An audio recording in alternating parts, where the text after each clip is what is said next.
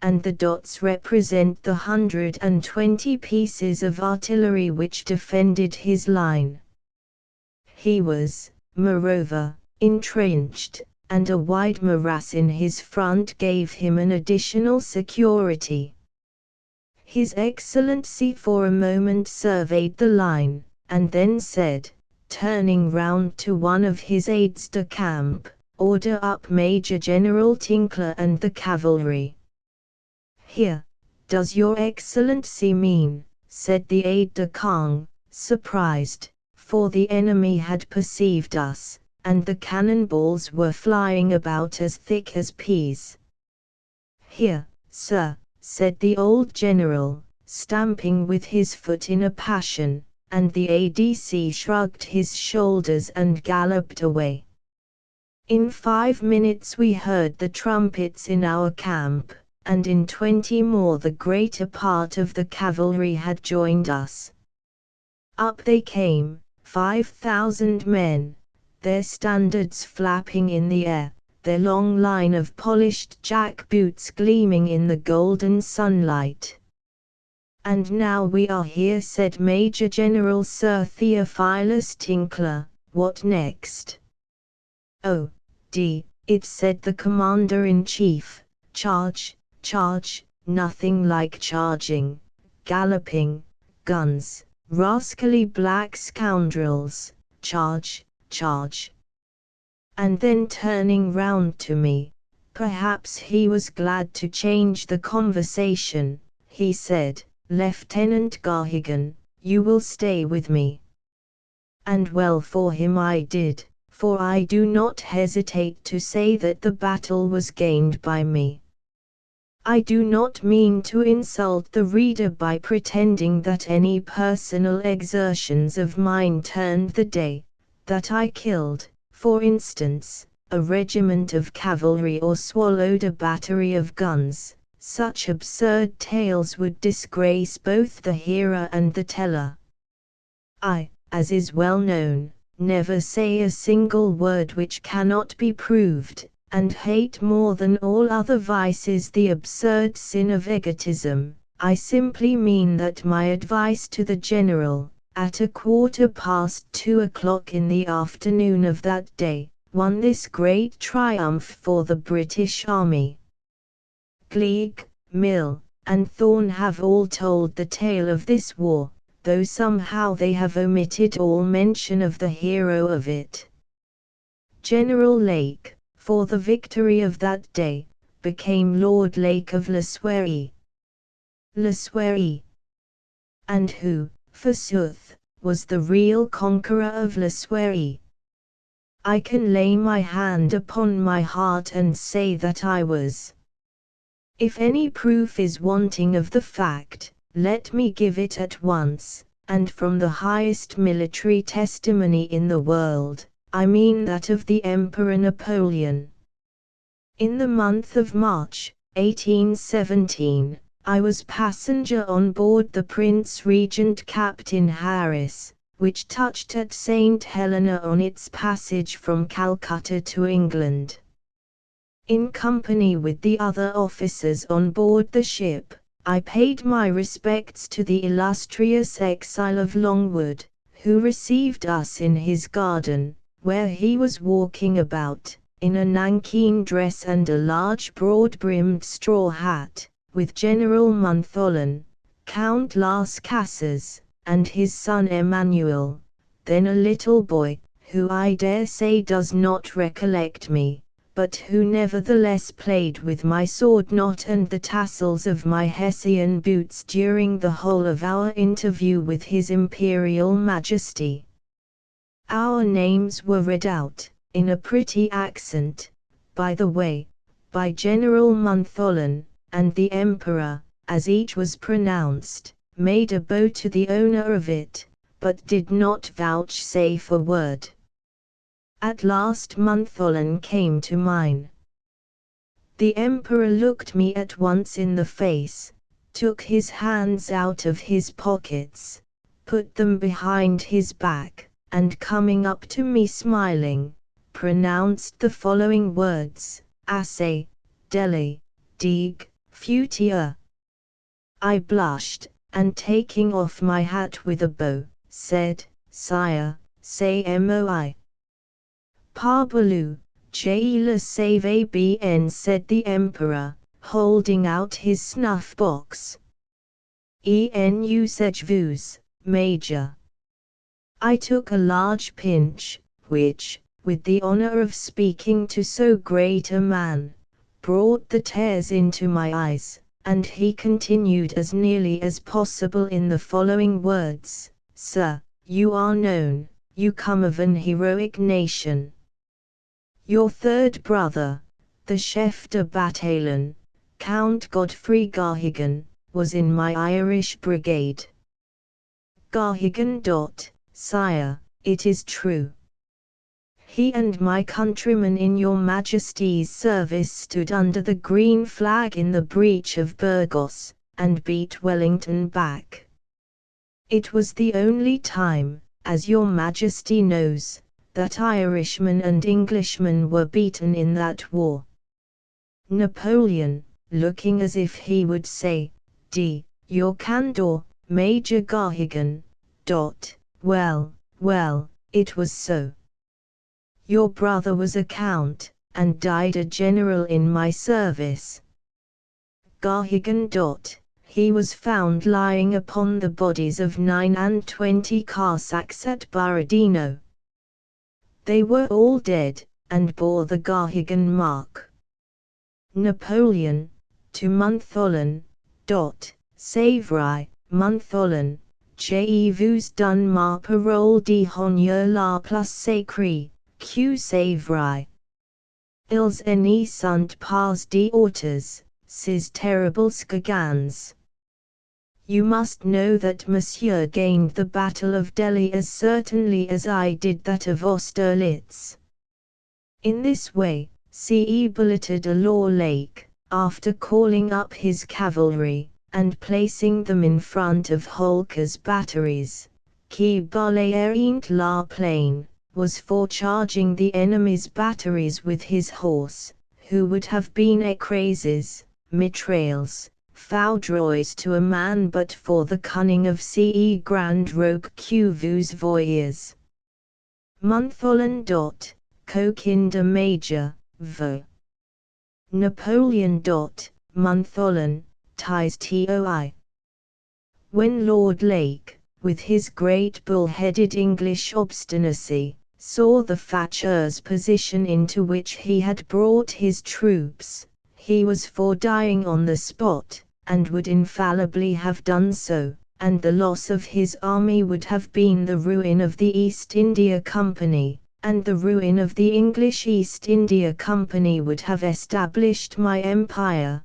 But it was a republic then, in the East, but that the man before us, Lieutenant Goliah Garrigan, was riding at the side of General Lake.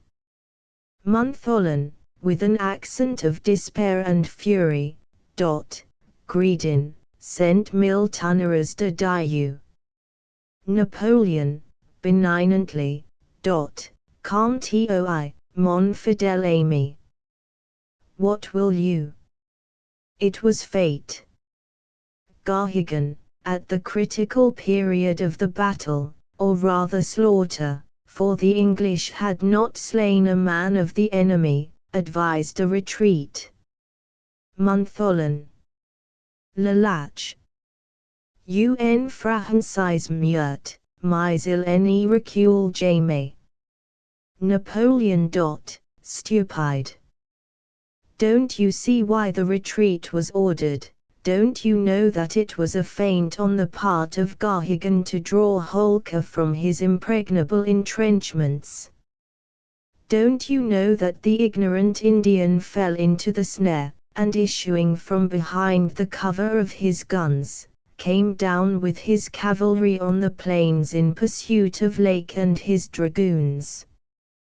Then it was that the Englishmen turned upon him. The hardy children of the north swept down his feeble horsemen, bore them back to their guns, which were useless, entered Holkar's entrenchments along with his troops, sabred the artillerymen at their pieces, and won the Battle of Delhi. As the emperor spoke, his pale cheek glowed red, his eye flashed fire, his deep clear voice rung as of old when he pointed out the enemy from beneath the shadow of the pyramids, or rallied his regiments to the charge upon the death-strewn plain of Wagram. I have had many a proud moment in my life, but never such a proud one as this, and I would readily pardon the word coward as applied to me by Montholon, in consideration of the testimony which his master bore in my favor. Major, said the emperor to me in conclusion, why had I not such a man as you in my service? I would have made you a prince and a marshal. And here he fell into a reverie, of which I knew and respected the purport. He was thinking, doubtless, that I might have retrieved his fortunes, and indeed I have very little doubt that I might. Very soon after, coffee was brought by Monsieur Marchand, Napoleon's valet de chamber, and after partaking of that beverage, and talking upon the politics of the day, the emperor withdrew, leaving me deeply impressed by the condescension he had shown in this remarkable interview. Chapter 3. A Peep into Spain, Account of the Origin and Services of the Ahmednagar Irregulars. Headquarters, Morella, the 16th of September, 1838.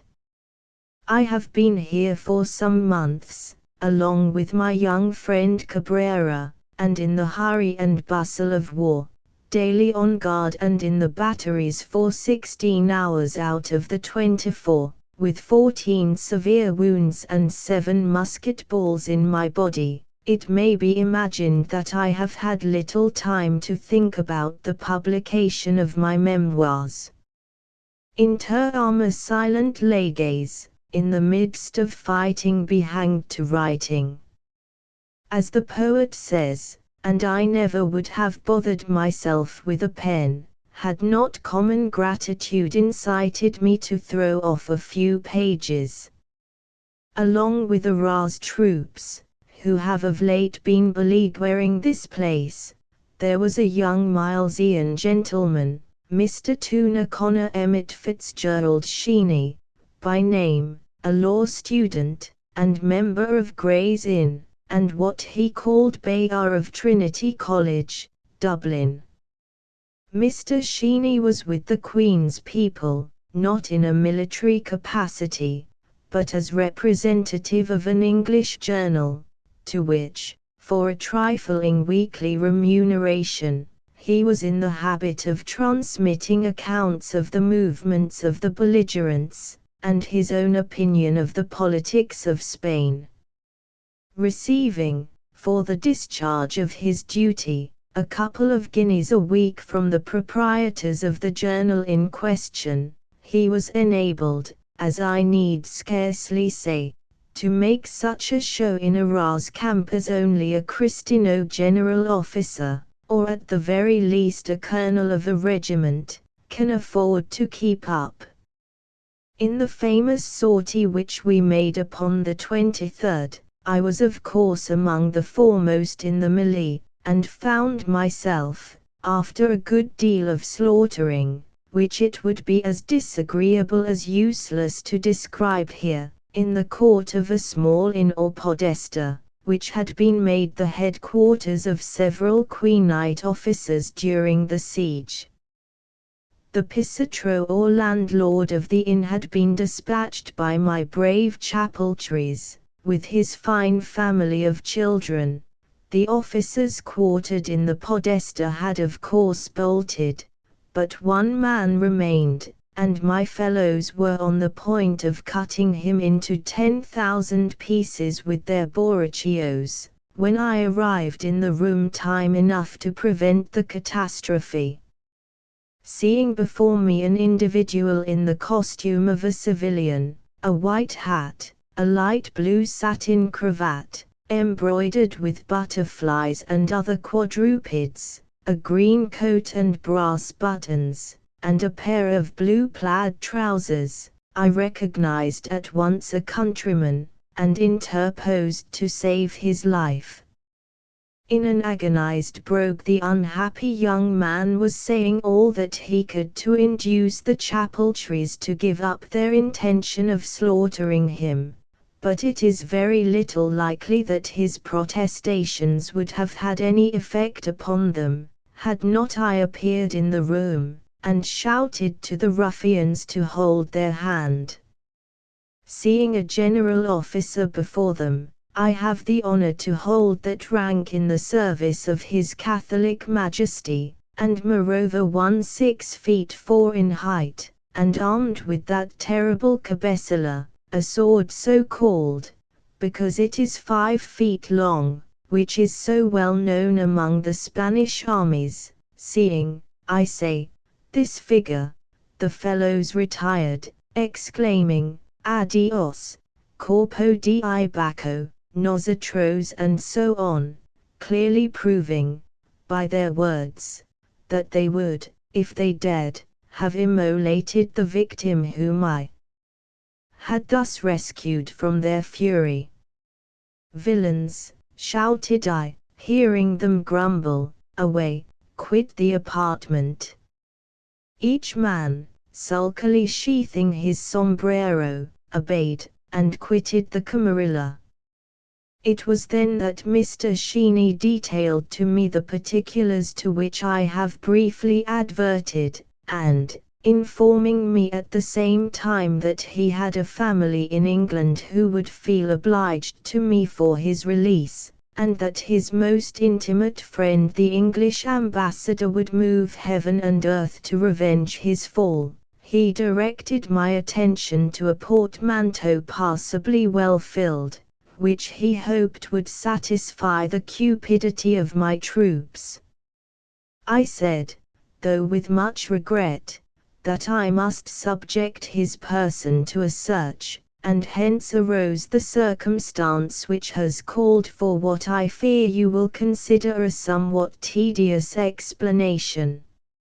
I found upon Mr. Sheeny's person 3 sovereigns in English money, which I have to this day, and singularly enough a copy of the new monthly magazine, containing a portion of my adventures. It was a toss-up whether I should let the poor young man be shot or no, but this little circumstance saved his life. The gratified vanity of authorship induced me to accept his portmanteau and valuables, and to allow the poor wretch to go free. I put the magazine in my coat pocket, and left him and the podesta. The men, to my surprise, had quitted the building, and it was full time for me to follow, for I found our sallying party, after committing dreadful ravages in Arras lines, were in full retreat upon the fort, hotly pressed by a superior force of the enemy. I am pretty well known and respected by the men of both parties in Spain. Indeed, I served for some months on the Queen's side before I came over to Don Carlos, and, as it is my maxim never to give quarter, I never expect to receive it when taken myself. On issuing from the podesta with Sheeny's portmanteau and my sword in my hand, I was a little disgusted and annoyed to see our own men in a pretty good column retreating at double quick, and about 400 yards beyond me, up the hill leading to the fort, while on my left hand, and at only 100 yards, a troop of the Queenite lancers were clattering along the road. I had got into the very middle of the road before I made this discovery, so that the fellows had a full sight of me, and whiz came a bullet by my left whisker before I could say Jack Robinson. I looked round. There were 70 of the accursed Malvados at the least, and within, as I said, 100 yards. Were I to say that I stopped to fight 70 men, you would write me down a fool or a liar. No, sir, I did not fight, I ran away. I am 6 feet 4, my figure is as well known in the Spanish army as that of the Count de Lucana, or my fierce little friend Cabrera himself. Garrigan, shouted out half a dozen scoundrelly voices, and 50 more shots came rattling after me. I was running as the brave stag before the hounds, running as I have done a great number of times before in my life, when there was no help for it but a race. After I had run about 500 yards, I saw that I had gained nearly 3 upon our column in front, and that likewise the Cristino horsemen were left behind some 100 yards more, with the exception of 3, who were fearfully near me. The first was an officer without a lance. He had fired both his pistols at me, and was 20 yards in advance of his comrades. There was a similar distance between the 2 lancers who rode behind him. I determined then to wait for number 1, and as he came up delivered cut 3 at his horse's near leg, off it flew, and down, as I expected, went horse and man. I had hardly time to pass my sword through my prostrate enemy, when number 2 was upon me. If I could but get that fellow's horse, thought I am safe, and I executed at once the plan which I hoped was to effect my rescue. I had, as I said, left the podesta with Sheenis portmanteau, and, unwilling to part with some of the articles it contained, some shirts, a bottle of whiskey, a few cakes of Windsor soap, and I had carried it thus far on my shoulders, but now was compelled to sacrifice it malgré moi. As the lancer came up, I dropped my sword from my right hand, and hurled the portmanteau at his head, with aim so true, that he fell back on his saddle like a sack, and thus when the horse galloped up to me, I had no difficulty in dismounting the rider. The whiskey bottle struck him over his right eye, and he was completely stunned. To dash him from the saddle and spring myself into it, was the work of a moment. Indeed, the 2 combats had taken place in about a 5th part of the time which it has taken the reader to peruse the description. But in the rapidity of the last encounter, and the mounting of my enemy's horse, I had committed a very absurd oversight. I was scampering away without my sword. What was I to do? To scamper on, to be sure, and trust to the legs of my horse for safety. The lancer behind me gained on me every moment, and I could hear his horrid laugh as he neared me. I leaned forward jockey fashion in my saddle, and kicked, and urged, and flogged with my hand, but all in vain. Closer, closer, the point of his lance was within 2 feet of my back. Ah! Ah! He delivered the point, and fancy my agony when I felt it enter, through exactly 59 pages of the new monthly magazine. Had it not been for that magazine, I should have been impaled without a shadow of a doubt. Was I wrong in feeling gratitude? Had I not cause to continue my contributions to that periodical? When I got safe into Morella, along with the tail of the sallying party, I was for the first time made acquainted with the ridiculous result of the lancer's thrust. As he delivered his lance, I must tell you that a ball came whiz over my head from our fellows, and entering at his nose, put a stop to his lancing for the future.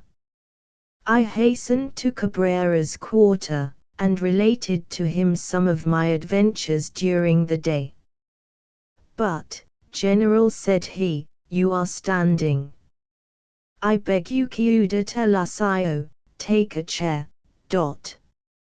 I did so, and then for the first time was aware that there was some foreign substance in the tail of my coat, which prevented my sitting at ease.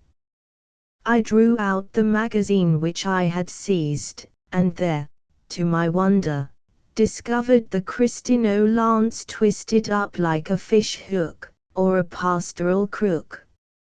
"Ha, ha, ha," said Cabrera, who is a notorious wag. "Valdepena's madrilnos," growled out Tristani. "By my cachuca di caballero, upon my honor as a gentleman," shrieked out Ros de Eroles, convulsed with laughter, "I will send it to the Bishop of Leon for a crozier." "Garrigan has consecrated it," giggled out Raymond Cabrera, and so they went on with their mushicas for an hour or more.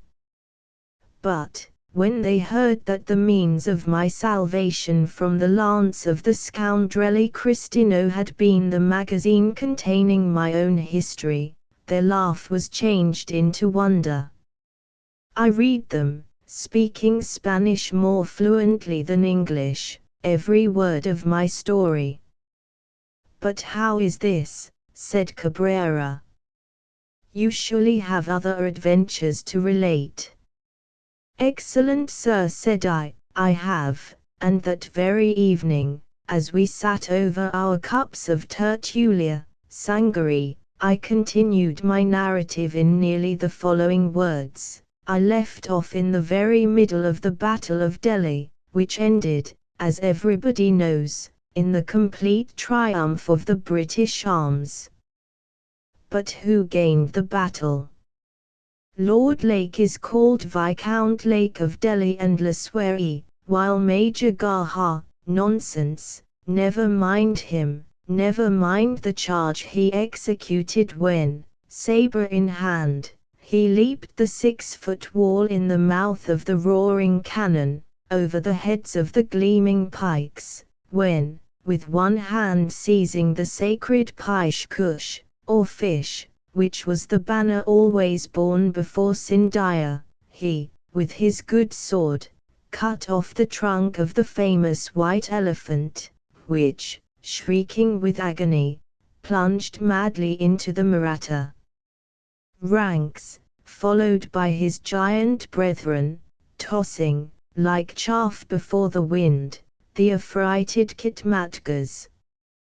He, meanwhile, now plunging into the midst of a battalion of Consomas, now cleaving to the China screaming and ferocious Bobachi * rushed on, like the Simum across the red Zaharan plain, killing with his own hand, 140 thr, but never mind, alone he did it, sufficient be it for him, however, that the victory was won. He cares not for the empty honors which were awarded to more fortunate men.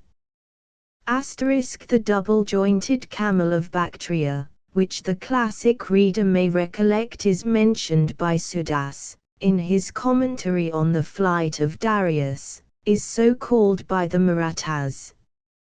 We marched after the battle to Delhi, where poor blind old Shah Alam received us, and bestowed all kinds of honors and titles on our general. As each of the officers passed before him, the Shah did not fail to remark my person and was told my name. There is some trifling inconsistency on the Major's part. Shah Alam was notoriously blind. How, then, could he have seen Garrigan? The thing is manifestly impossible.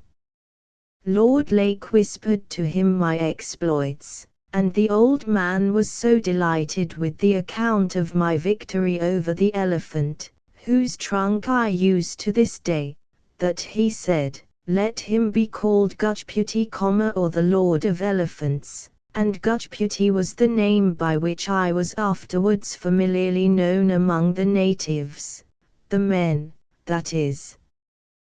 The women had a softer appellation for me, and called me Mushuk or Charmer. Well, I shall not describe Delhi, which is doubtless well known to the reader, nor the siege of Agra, to which place we went from Delhi, nor the terrible day at Laswari, which went nigh to finish the war. Suffice it to say that we were victorious, and that I was wounded, as I have invariably been in the 204 occasions when I have found myself in action. One point, however, became in the course of this campaign quite evident, that something must be done for Gahigan. The country cried shame, the king's troops grumbled, the sepoys openly murmured that their Gujputi was only a lieutenant, when he had performed such signal services. What was to be done? Lord Wellesley was in an evident quandary. Gahigan, wrote he, to be a subaltern is evidently not your fate, you were born for command, but Lake and General Wellesley are good officers, they cannot be turned out, I must make a post for you. What say you, my dear fellow, to a corps of irregular horse? It was thus that the famous corps of Ahmednagar irregulars had its origin, a guerrilla force, it is true, but one which will long be remembered in the annals of our Indian campaigns. As the commander of this regiment, I was allowed to settle the uniform of the corps, as well as to select recruits. These were not wanting as soon as my appointment was made known, but came flocking to my standard a great deal faster than to the regular corps in the company's service. I had European officers, of course, to command them, and a few of my countrymen as sergeants, the rest were all natives, whom I chose of the strongest and bravest men in India, chiefly Pathans, Afghans, Haramzades, and Kalyans, for these are well known to be the most warlike districts of our Indian territory. When on parade and in full uniform we made a singular and noble appearance. I was always fond of dress, and, in this instance, gave a carte blanche to my taste, and invented the most splendid costume that ever perhaps decorated a soldier. I am, as I have stated already, 6 feet 4 inches in height, and of matchless symmetry and proportion. My hair and beard are of the most brilliant auburn, so bright as scarcely to be distinguished at a distance from scarlet. My eyes are bright blue, overshadowed by bushy eyebrows of the color of my hair, and a terrific gash of the deepest purple, which goes over the forehead, the eyelid, and the cheek, and finishes at the ear, gives my face a more strictly military appearance than can be conceived. When I have been drinking, as is pretty often the case, this gash becomes ruby bright, and as I have another which took off a piece of my underlip, and shows 5 of my front teeth, I leave you to imagine that seldom lighted on the earth, as the monster Burke remarked of one of his unhappy victims, a more extraordinary vision.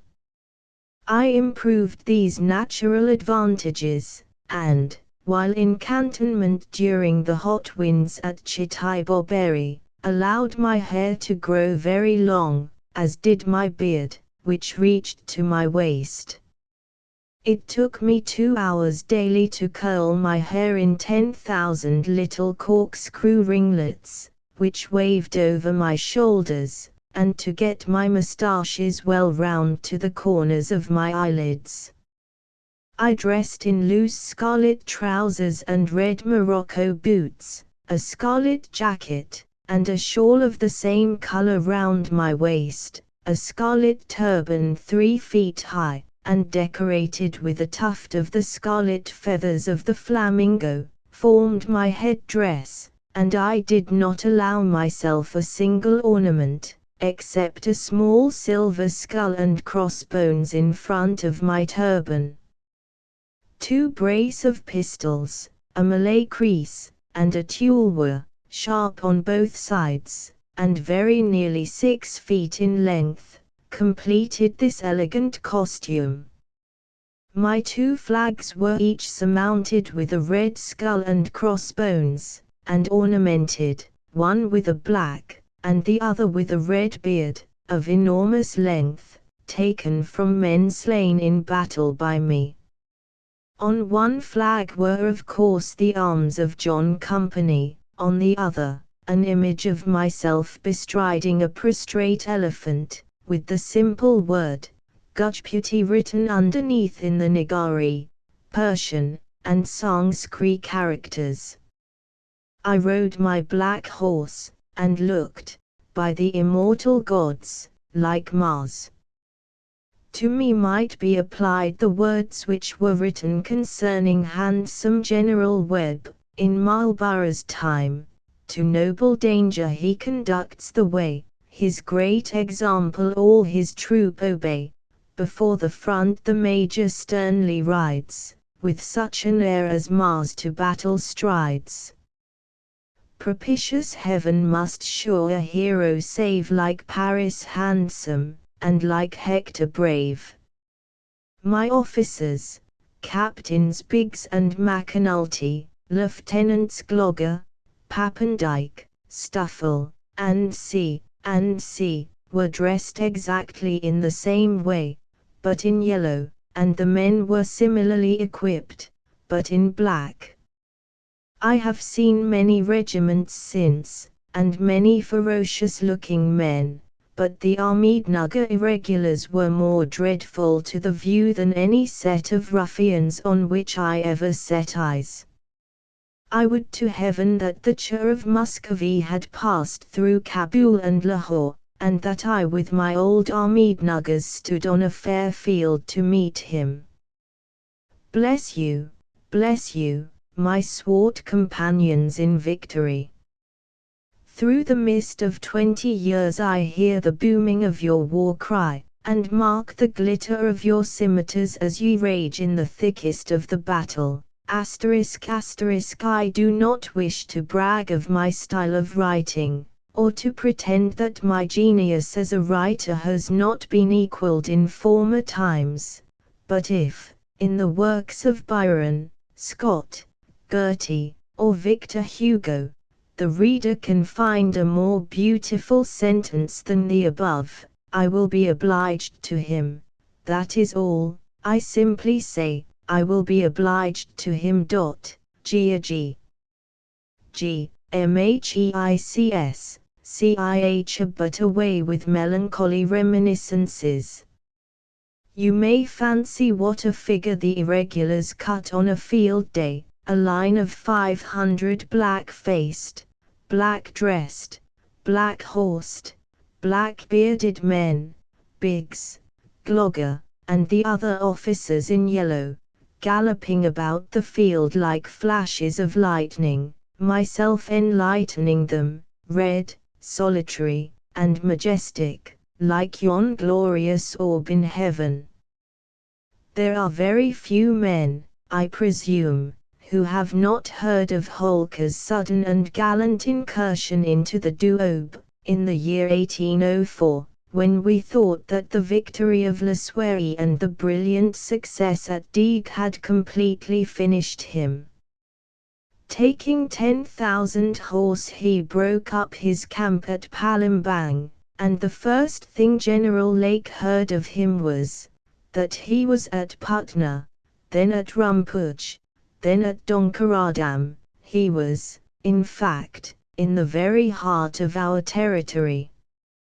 The unfortunate part of the affair was this: His Excellency, despising the Maratha chieftain, had allowed him to advance about 2,000 miles in his front, and knew not in the slightest degree where to lay hold on him. Was he at Hazarauborg? Was he at Bogli-Gunj?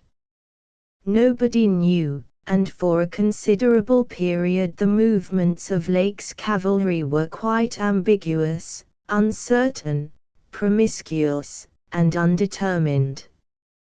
Such, briefly, was the state of affairs in October, 1804. At the beginning of that month I had been wounded, a trifling scratch, cutting off my left upper eyelid, a bit of my cheek, and my underlip, and I was obliged to leave Biggs in command of my irregulars, whilst I retired for my wounds to an English station at Furukabad, alias Futia. It is, as every twopenny postman knows, at the apex of the Duobe. We have there a cantonment, and thither I went for the mere sake of the surgeon and the sticking plaster.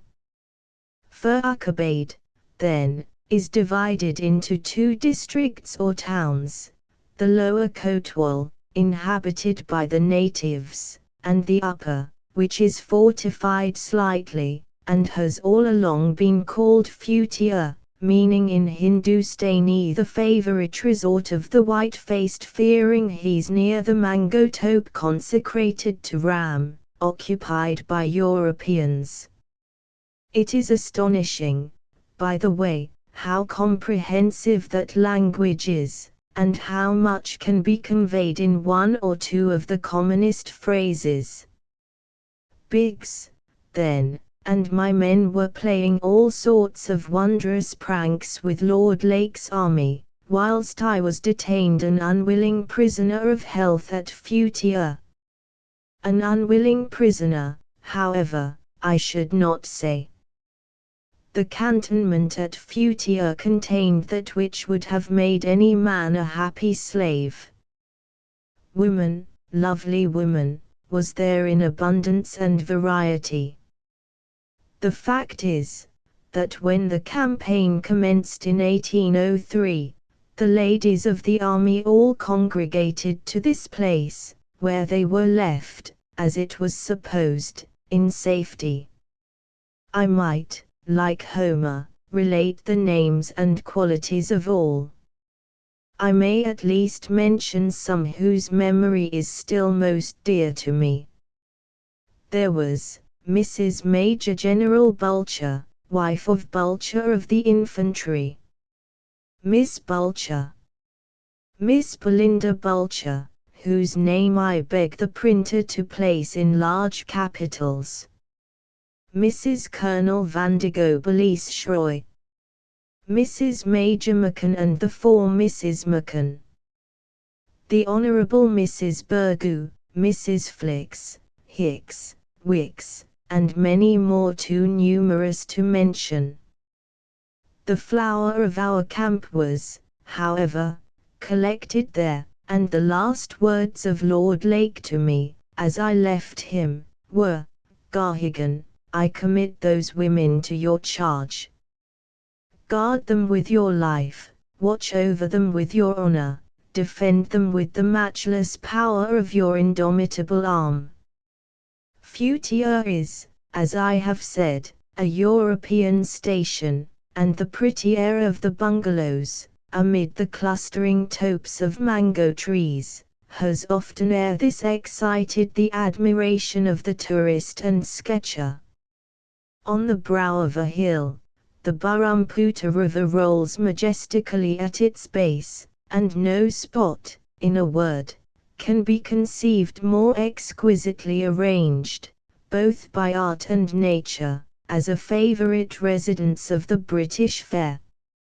Mrs. Bulcher, Mrs. Vandigo Belize Shroy, and the other married ladies above mentioned, had each of them delightful bungalows and gardens in the place, and between one cottage and another my time passed as delightfully as can the hours of any man who is away from his darling occupation of war. I was the commandant of the fort. It is a little insignificant petter, defended simply by a couple of gabions, a very ordinary counterscarp, and a bomb-proof embrasure. On the top of this my flag was planted, and the small garrison of 40 men only were comfortably barracked off in the casemates within. A surgeon and 2 chaplains. There were besides 3 reverend gentlemen of amateur missions, who lived in the town, completed, as I may say, the garrison of our little fortalice, which I was left to defend and to command. On the night of the 1st of November, in the year 1804, I had invited Mrs. Major General Bulcher and her daughters, Mrs. Vandigo Belise and, indeed, all the ladies in the cantonment, to a little festival in honor of the recovery of my health, of the commencement of the shooting season, and indeed as a farewell visit, for it was my intention to take Dork the very next morning and return to my regiment. The 3 amateur missionaries whom I have mentioned, and some ladies in the cantonment of very rigid religious principles, refused to appear at my little party. They had better never have been born than have done as they did, as you shall hear. We had been dancing merrily all night, and the supper, chiefly of the delicate condor, the luscious adjutant, and other birds of a similar kind, which I had shot in the course of the day, had been duly feted by every lady and gentleman present, when I took an opportunity to retire on the ramparts, with the interesting and lovely Belinda Bulcher. I was occupied, as the French say, in conteering flirets to this sweet young creature, when, all of a sudden, a rocket was seen whizzing through the air, and a strong light was visible in the valley below the little fort. "What, fireworks?" "Captain Garrigan," said Belinda, "this is too gallant." "Indeed, my dear Miss Bulcher," said I, "they are fireworks of which I have no idea. Perhaps our friends the missionaries—" "Look, look," said Belinda, trembling, and clutching tightly hold of my arm. "What do I see? Yes, no, yes, it is, our bungalow is in flames." It was true. The spacious bungalow occupied by Mrs. Major General was at that moment seen a prey to the devouring element. Another and another succeeded it, 7 bungalows, before I could almost ejaculate the name of Jack Robinson, were seen blazing brightly in the black midnight air. I seized my night glass, and looking towards the spot where the conflagration raged, what was my astonishment to see thousands of black forms dancing round the fires, whilst by their lights I could observe columns after columns of Indian horse, arriving and taking up their ground in the very middle of the open square or tank, round which the bungalows were built. "Ho, warder!" shouted I, while the frightened and trembling Belinda clung closer to my side, and pressed the stalwart arm that encircled her waist. "Down with the drawbridge! See that your massolgees, small tumbrils which are used in place of large artillery, be well loaded. You, sepoys, hasten and man the ravelin. You, copraises, put out the lights in the embrasures. We shall have warm work of it tonight, or my name is not Goliah Garrigan." The ladies, the guests, to the number of 83, the sepoys, copraises, Masolgis, and so on, had all crowded on the platform at the sound of my shouting, and dreadful was the consternation, shrill the screaming, occasioned by my words. The men stood irresolute and mute with terror. The women, trembling, knew scarcely whither to fly for refuge. "Who are yonder ruffians?" said I. 100 voices yelped in reply. Some said the Pindaris, some said the Marathas, some vowed it was Sindhya, and others declared it was Holkar. No one knew.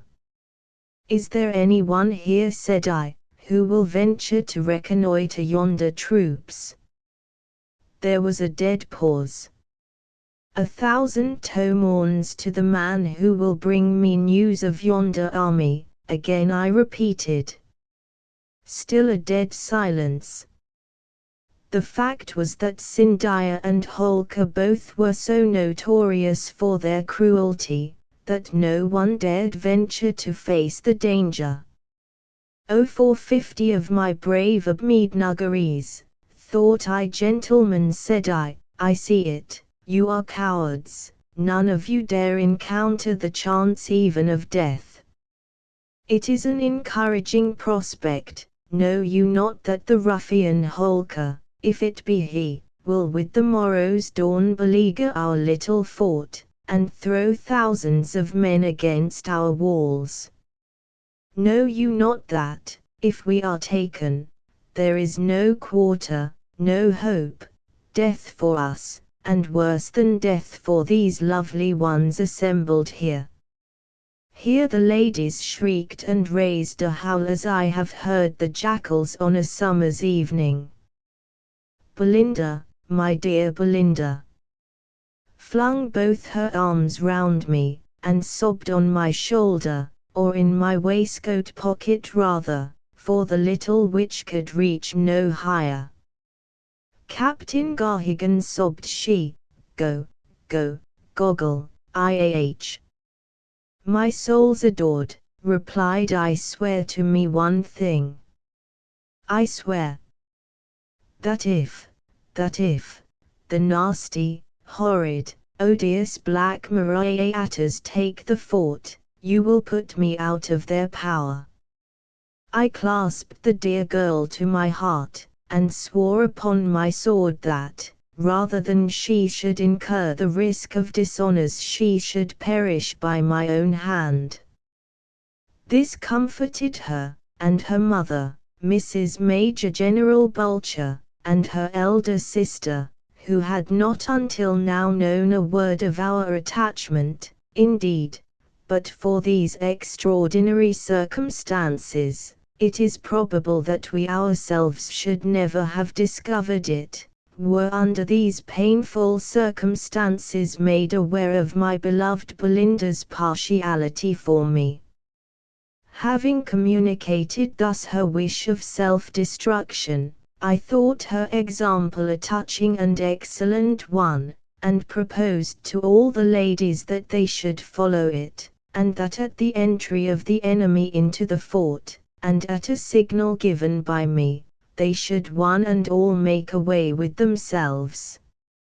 Fancy my disgust when, after making this proposition, not one of the ladies chose to accede to it, and received it with the same chilling denial that my former proposal to the garrison had met with. In the midst of this hurry and confusion, as if purposely to add to it, a trumpet was heard at the gate of the fort, and one of the sentinels came running to me, saying that a Maratha soldier was before the gate with a flag of truce. I went down, rightly conjecturing, as it turned out, that the party, whoever they might be, had no artillery, and received at the point of my sword a scroll, of which the following is a translation: "To Galaya Garhigan Gujputi. Lord of Elephants, sir, I have the honor to inform you that I arrived before this place at 8 p.m. with 10,000 cavalry under my orders. I have burned, since my arrival, 17 bungalows in Furukabad and Futia, and have likewise been under the painful necessity of putting to death 3 clergymen, mollahs, and 7 English officers, whom I found in the village. The women have been transferred to safekeeping in the harems of my officers and myself. As I know your courage and talents, I shall be very happy if you will surrender the fortress, and take service as a Major General, Hukabadar, in my army. Should my proposal not meet with your assent, I beg leave to state that tomorrow I shall storm the fort, and on taking it, shall put to death every male in the garrison, and every female above 20 years of age. For yourself I shall reserve a punishment, which for novelty and exquisite torture has, I flatter myself, hardly ever been exceeded. Awaiting the favor of a reply, I am, Sir, your very obedient servant, Jeswant Rao Holkar. Camp before Futia, the 1st of September, 1804. RSVP the officer who had brought this precious epistle. It is astonishing how Holkar had aped the forms of English correspondence, an enormous Piton soldier, with a shirt of mail, and a steel cap and cape, round which his turban wound, was leaning against the gate on his matchlock, and whistling a national melody. I read the letter, and saw at once there was no time to be lost. That man, thought I, must never go back to Holkar. Were he to attack us now before we were prepared, the fort would be his in half an hour. Tying my white pocket handkerchief to a stick, I flung open the gate and advanced to the officer. He was standing, I said, on the little bridge across the moat. I made him a low salam, after the fashion of the country, and, as he bent forward to return the compliment, I am sorry to say, I plunged forward, gave him a violent blow on the head, which deprived him of all sensation, and then dragged him within the wall, raising the drawbridge after me. I bore the body into my own apartment.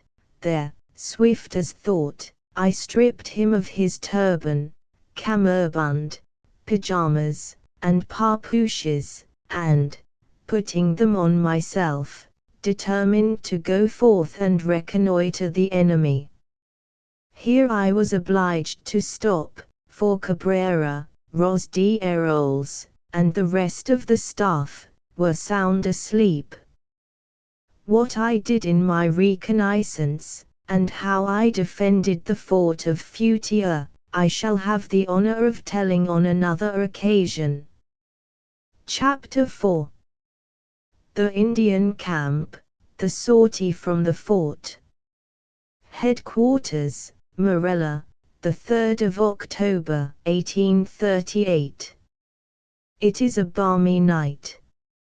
I hear the merry jingle of the tambourine, and the cheery voices of the girls and peasants, as they dance beneath my casement, under the shadow of the clustering vines.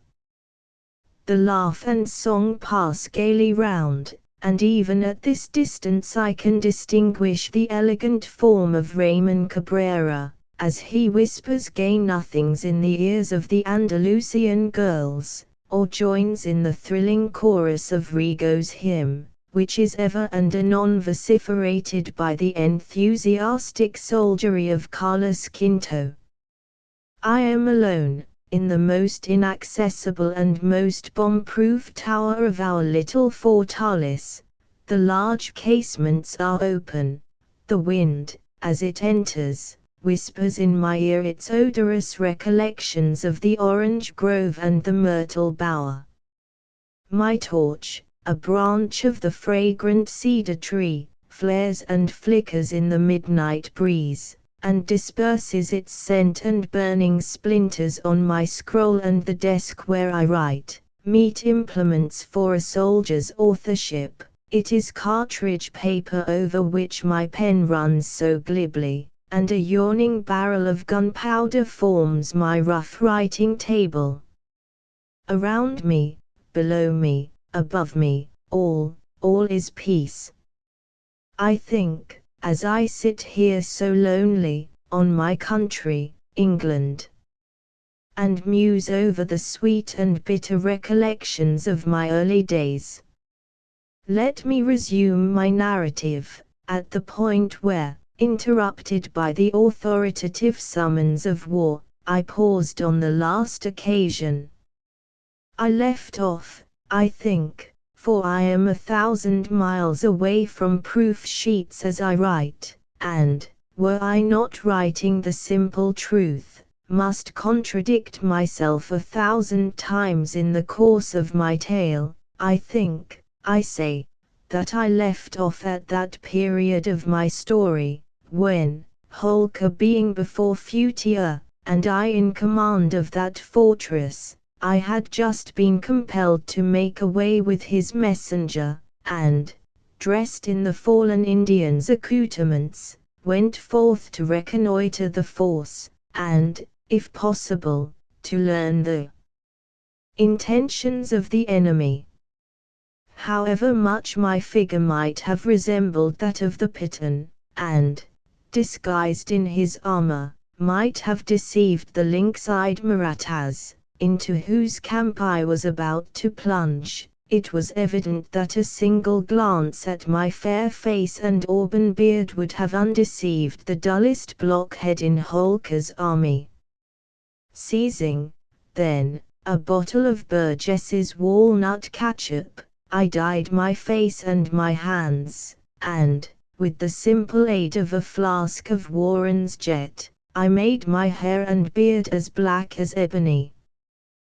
The Indian's helmet and chain hood covered likewise a great part of my face, and I hoped thus, with luck, impudence, and a complete command of all the Eastern dialects and languages, from Burma to Afghanistan, to pass scot-free through this somewhat dangerous ordeal.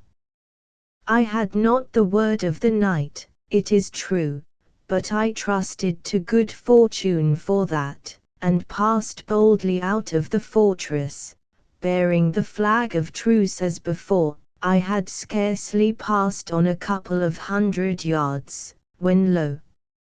a party of Indian horsemen, armed like him I had just overcome, trotted towards me.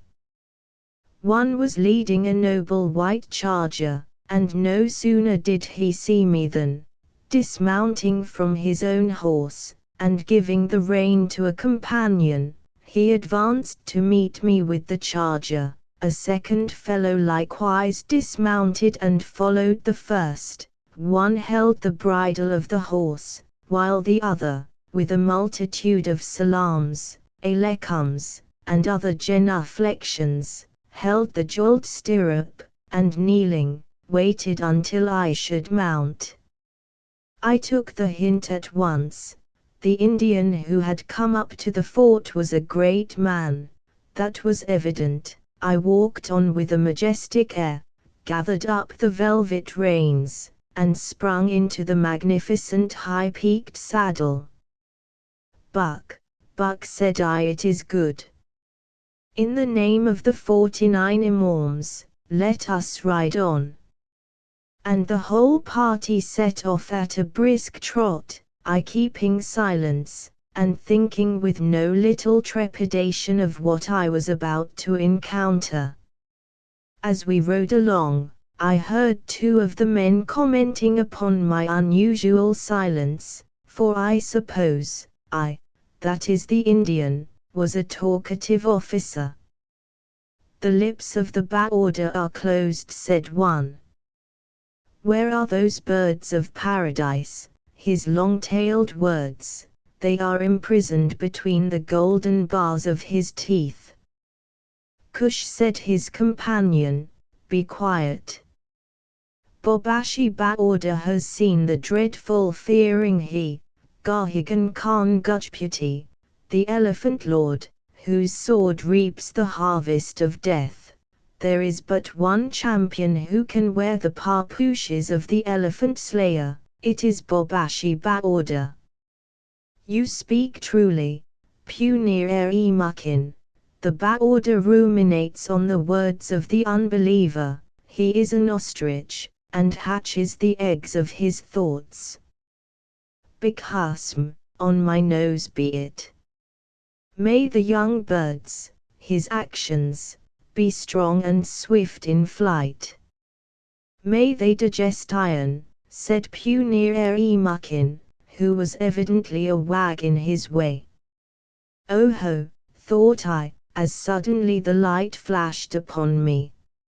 It was, then, the famous Bobashi Baorda, whom I overcame just now, and he is the man destined to stand in my slippers, is he, and I was at that very moment standing in his own.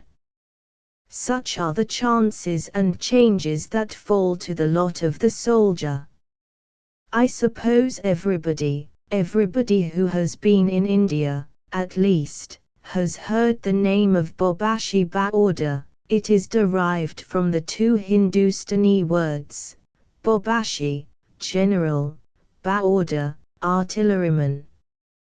He had entered into Holkar's service in the latter capacity, and had, by his merit and his undaunted bravery in action, attained the dignity of the peacock's feather, which is only granted to noblemen of the first class. He was married, moreover, to one of Holkar's innumerable daughters, a match which, according to the Chronique Scandaleuse, brought more of honor than of pleasure to the poor Bobashi. Gallant as he was in the field, it was said that in the harem he was the veriest craven alive, completely subjugated by his ugly and odious wife. In all matters of importance the late Baorda had been consulted by his prince, who had, as it appears, knowing my character, and not caring to do anything rash in his attack upon so formidable an enemy, sent forward the unfortunate Piton to reconnoitre the fort. He was to have done yet more, as I learned from the attendant Punir-e-Mukin, who was, I soon found out, an old favorite with the Bobashi, doubtless on account of his honesty and love of repartee. "The Baorda's lips are closed," said he, at last, trotting up to me. "Has he not a word for old Punir-e-Mukin?" "Bismillah, mashallah, barakallah," said I, which means, "My good friend, what I have seen is not worth the trouble of relation, and fills my bosom with the darkest forebodings." "You could not then see the Gujpati alone, and stab him with your dagger?" Here was a pretty conspiracy. "No, I saw him, but not alone, his people were always with him." "Haramzade, it is a pity, we waited but the sound of your joggery whistle, and straightway would have galloped up and seized upon every man, woman, and child in the fort. However, there are but a dozen men in the garrison, and they have not provision for 2 days. They must yield, and then hurrah for the moon faces." Mashallah. I am told the soldiers who first get in are to have their pick. How my old woman, Roti Mukin, will be surprised when I bring home a couple of fearing he-wives, ha! Ha! "Fool," said I, "be still, 12 men in the garrison, there are 1200. Garhigan himself is as good as 1000 men, and as for food, I saw with my own eyes 500 bullocks grazing in the courtyard as I entered. This was a bouncer, I confess, but my object was to deceive Punir Mukin, and give him as high a notion as possible of the capabilities of defense which the besieged had. "Pooch, Pooch," murmured the men, "it is a wonder of a fortress. We shall never be able to take it until our guns come up." There was hope then. They had no battering train. Ere this arrived, I trusted that Lord Lake would hear of our plight, and march down to rescue us. Thus occupied in thought and conversation, we rode on until the advanced sentinel challenged us, when old Punir gave the word, and we passed on into the center of Holker's camp. It was a strange, a stirring sight. The campfires were lighted, and round them, eating, reposing, talking, looking at the merry steps of the dancing girls, or listening to the stories of some Tolbert, or Indian improvisateur, were thousands of dusky soldiery. The camels and horses were picketed under the banyan trees, on which the ripe mango fruit was growing, and offered them an excellent food. Towards the spot which the golden fish and royal perders, floating in the wind, designated as the tent of Holker, led an immense avenue of elephants. The finest street, indeed, I ever saw. Each of the monstrous animals had a castle on its back, armed with Mauritanian archers and the celebrated Persian matchlock men. It was the feeding time of these royal brutes, and the grooms were observed bringing immense toffyungs, or baskets, filled with pineapples, plantains, bandanas, Indian corn, and coconuts, which grow luxuriantly at all seasons of the year. We passed down this extraordinary avenue. No less than 388 tails did I count on each side, each tail appertaining to an elephant 25 feet high, each elephant having a two-storied castle on its back, each castle containing sleeping and eating rooms for the 12 men that formed its garrison, and were keeping watch on the roof, each roof bearing a flagstaff 20 feet long on its top, the crescent glittering with 1,000 gems, and round it the imperial standard. Each standard of silk velvet and cloth of gold, bearing the well-known device of Holker, Argentan or gules, between a sinople of the first, a chevron, truncated, wavy. I took 9 of these myself in the course of a very short time after, and shall be happy, when I come to England, to show them to any gentleman who has a curiosity that way. Through this gorgeous scene our little cavalcade passed, and at last we arrived at the quarters occupied by Holker. That celebrated chieftain's tents and followers were gathered round one of the British bungalows which had escaped the flames, and which he occupied during the siege. When I entered the large room where he sat, I found him in the midst of a council of war, his chief generals and viziers seated round him, each smoking his hookah, as is the common way with these black fellows, before, at, and after breakfast, dinner, supper, and bedtime. There was such a cloud raised by their smoke you could hardly see a yard before you, another piece of good luck for me, as it diminished the chances of my detection.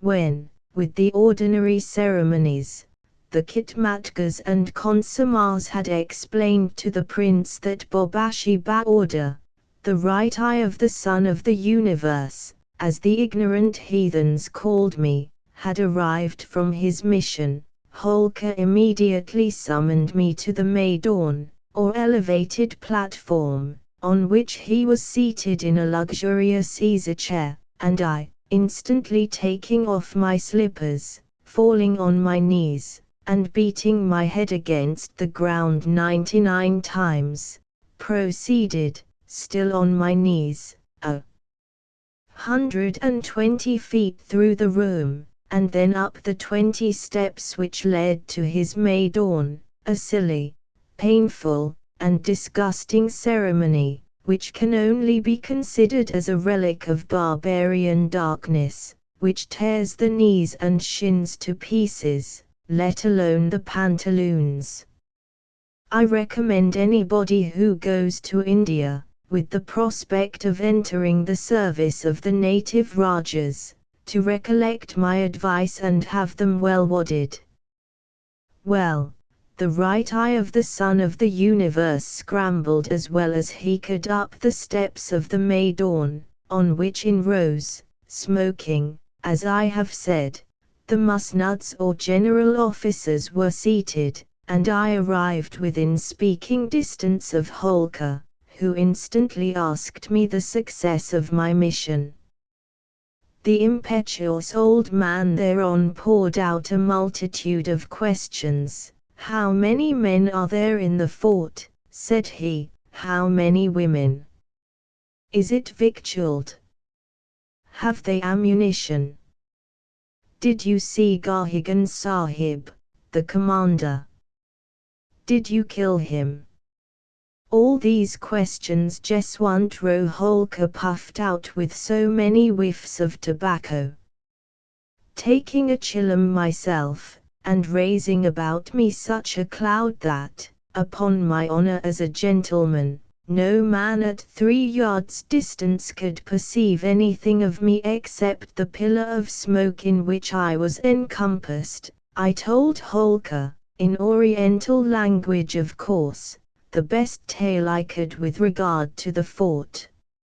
"Sir," said I, "to answer your last question first, that dreadful Gujpati I have seen, and he is alive, he is 8 feet, nearly, in height, he can eat a bullock daily, of which he has 700 at present in the compound, and swears that during the siege he will content himself with only 3 a week. He has lost in battle his left eye, and what is the consequence? O Ramgunj, O thou with the eye as bright as morning and with beard as black as night, Galaya Gujpati, never sleeps. Ah, you Goram Sorg, you thief of the world, said the Prince Vizier, Sarjat Ali Beg Bimukki, it's joking you are, and there was a universal buzz through the room at the announcement of this bouncer. By the 111 incarnations of Vishnu, said I, solemnly, an oath which no Indian was ever known to break, I swear that so it is, so at least he told me, and I have good cause to know his power. Gujpati is an enchanter, he is leagued with devils, he is invulnerable. Look, said I, unsheathing my dagger, and every eye turned instantly towards me. Thrice did I stab him with this steel, in the back, once, twice right through the heart, but he only laughed me to scorn, and bade me tell Holker that the steel was not yet forged which was to inflict an injury upon him. I never saw a man in such a rage as Holker was when I gave him this somewhat imprudent message. "Ah, lily-livered rogue," shouted he out to me, "milk-blooded unbeliever, pale-faced miscreant, lives he after insulting thy master in thy presence? In the name of the Prophet, I spit on thee, defy thee, abhor thee, degrade thee. Take that, thou liar of the universe. And that, and that, and that." Such are the frightful excesses of barbaric minds. Every time this old man said, "Take that," he flung some article near him at the head of the undaunted Gahigan, his dagger, his sword, his carbine, his richly ornamented pistols, his turban covered with jewels, worth 100,000 crores of rupees, finally, his hookah, snake mouthpiece, silver bell, chillum and all, which went hissing over my head, and flattening into a jelly the nose of the Grand Vizier. "Yoke Muzzy, my nose is off," said the old man, mildly. "Will you have my life, O Holker? It is thine likewise," and no other word of complaint escaped his lips. Of all these missiles, though a pistol and carbine had gone off as the ferocious Indian flung them at my head, and the naked scimitar fiercely but unadroitly thrown, had lopped off the limbs of one or two of the musnuds as they sat trembling on their umbrahs, yet, strange to say, not a single weapon had hurt me.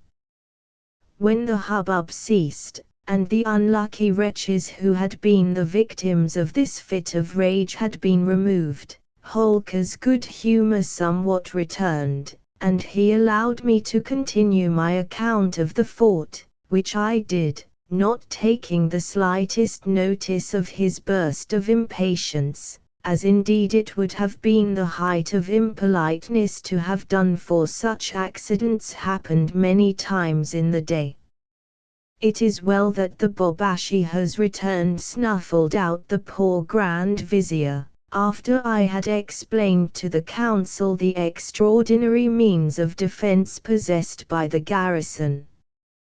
"Your star is bright, O Baorder, for this very night we had resolved upon an escalade of the fort, and we had sworn to put every one of the infidel garrison to the edge of the sword." "But you have no battering train," said Ibar. "We have a couple of 96-pounders, quite sufficient to blow the gates open, and then, hey for a charge," said Lal Muhammad, a general of cavalry, who was a rival of Bobash's, and contradicted, therefore, every word I said. "In the name of Juggernaut, why wait for the heavy artillery?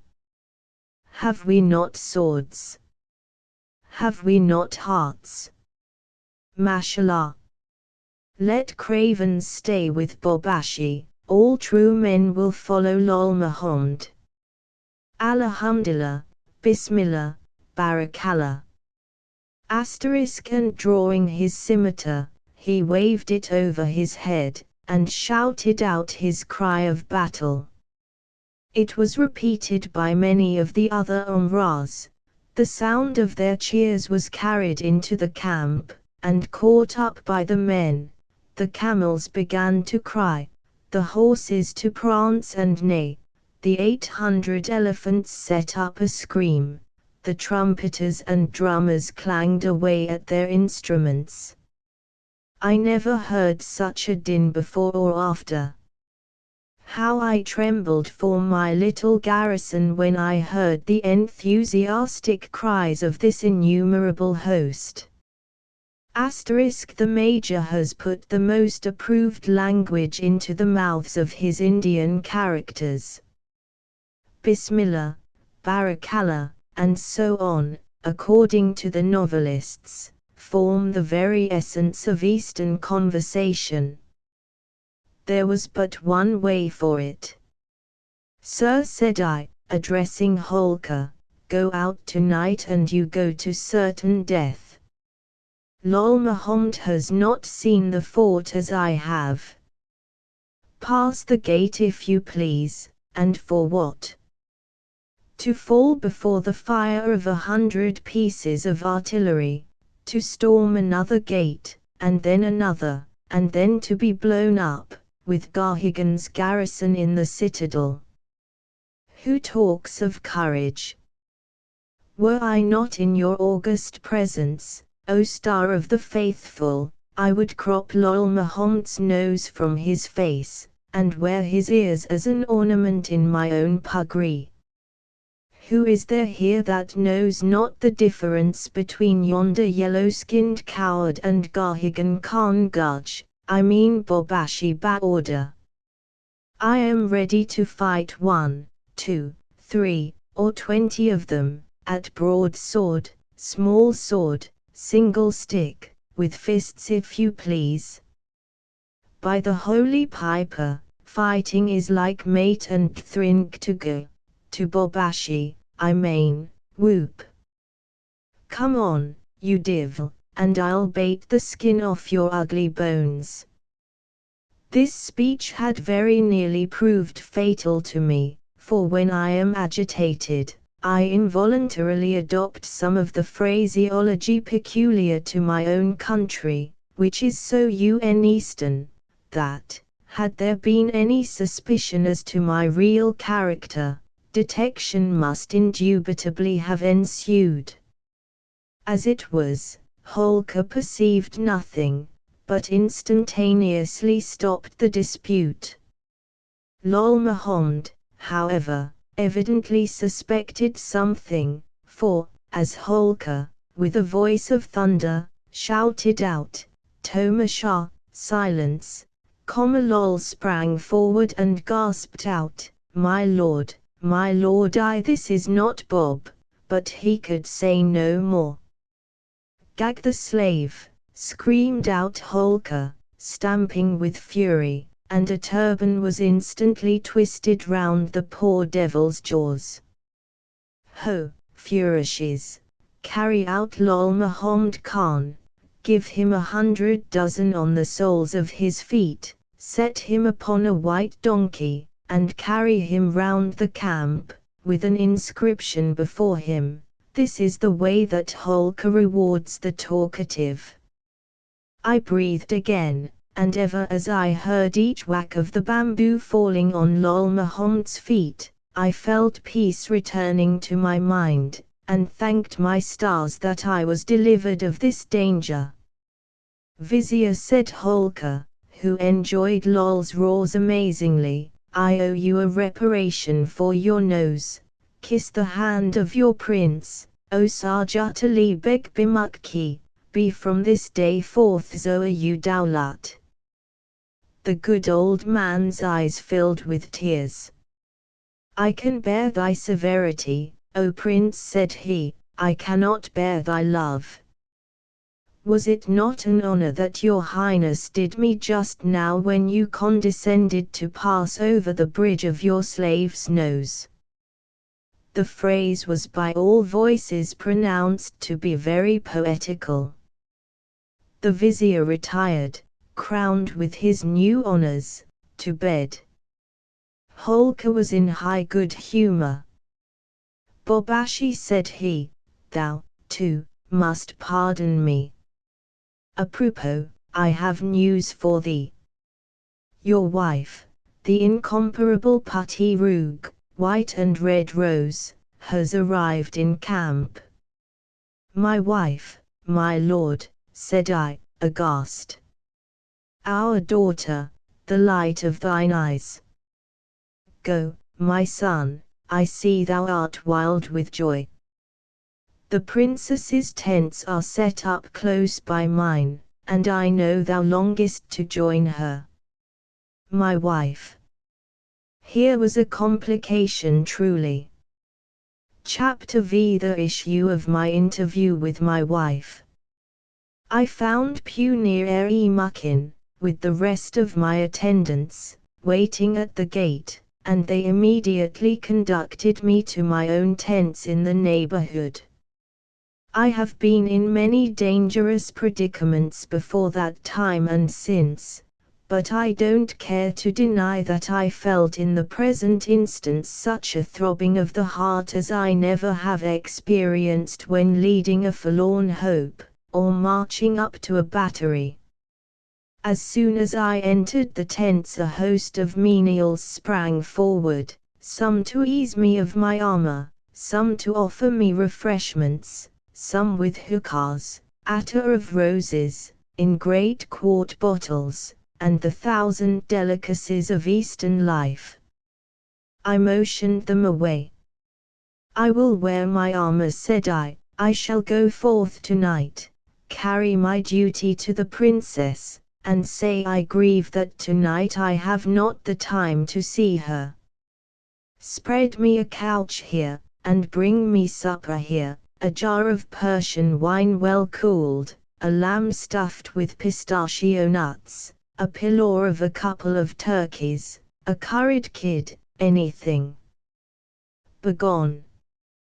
Give me a pipe, leave me alone, and tell me when the meal is ready. I thought by these means to put off the fair Patti Rogue, and hoped to be able to escape without subjecting myself to the examination of her curious eyes.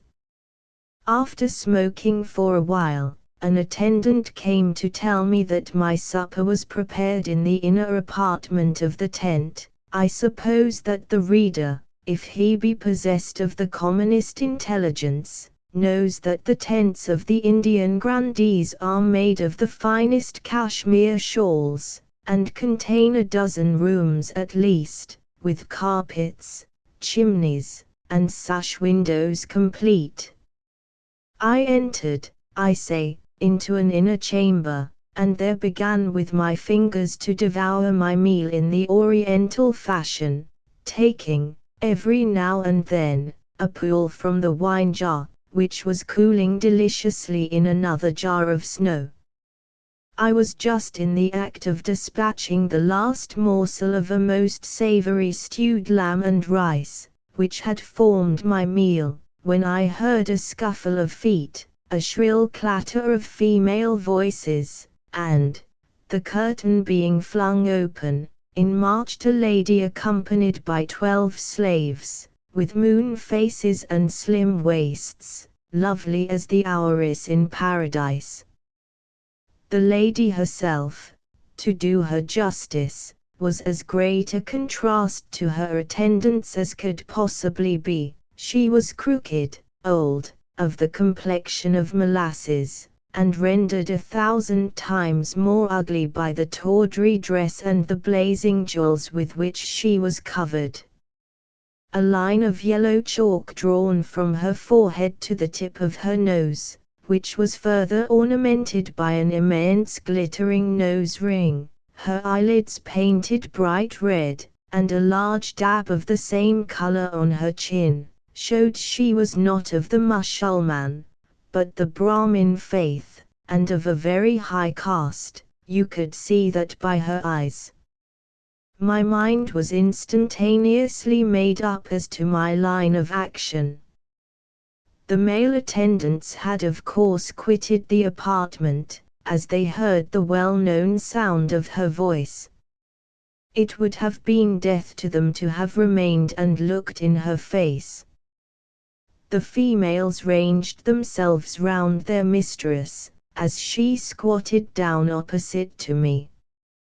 "And is this," said she, "a welcome, O Khan, after 6 months' absence, for the most unfortunate and loving wife in all the world? Is this lamb, O glutton, half so tender as thy spouse? Is this wine, O sot, half so sweet as her looks?"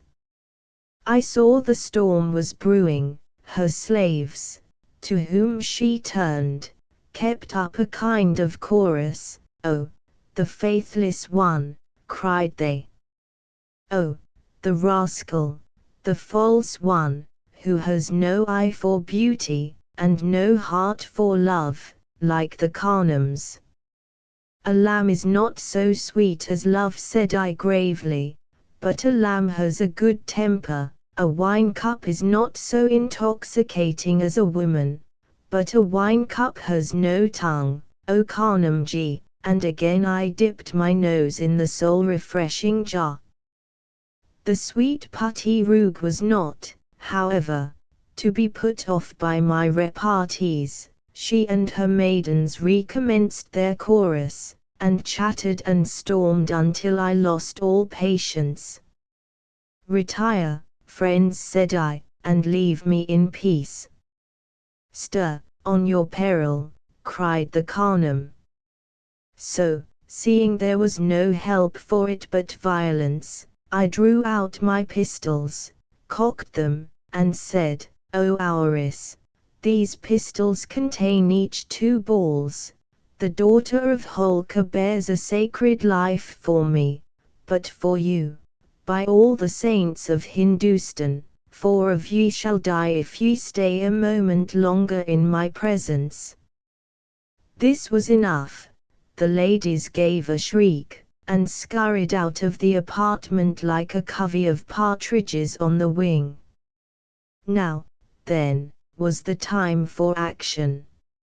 My wife, or rather Bobash's wife, sat still, a little flurried by the unusual ferocity which her lord had displayed in her presence. I seized her hand and, gripping it close, whispered in her ear, to which I put the other pistol, "O Khanum, listen and scream not. The moment you scream, you die."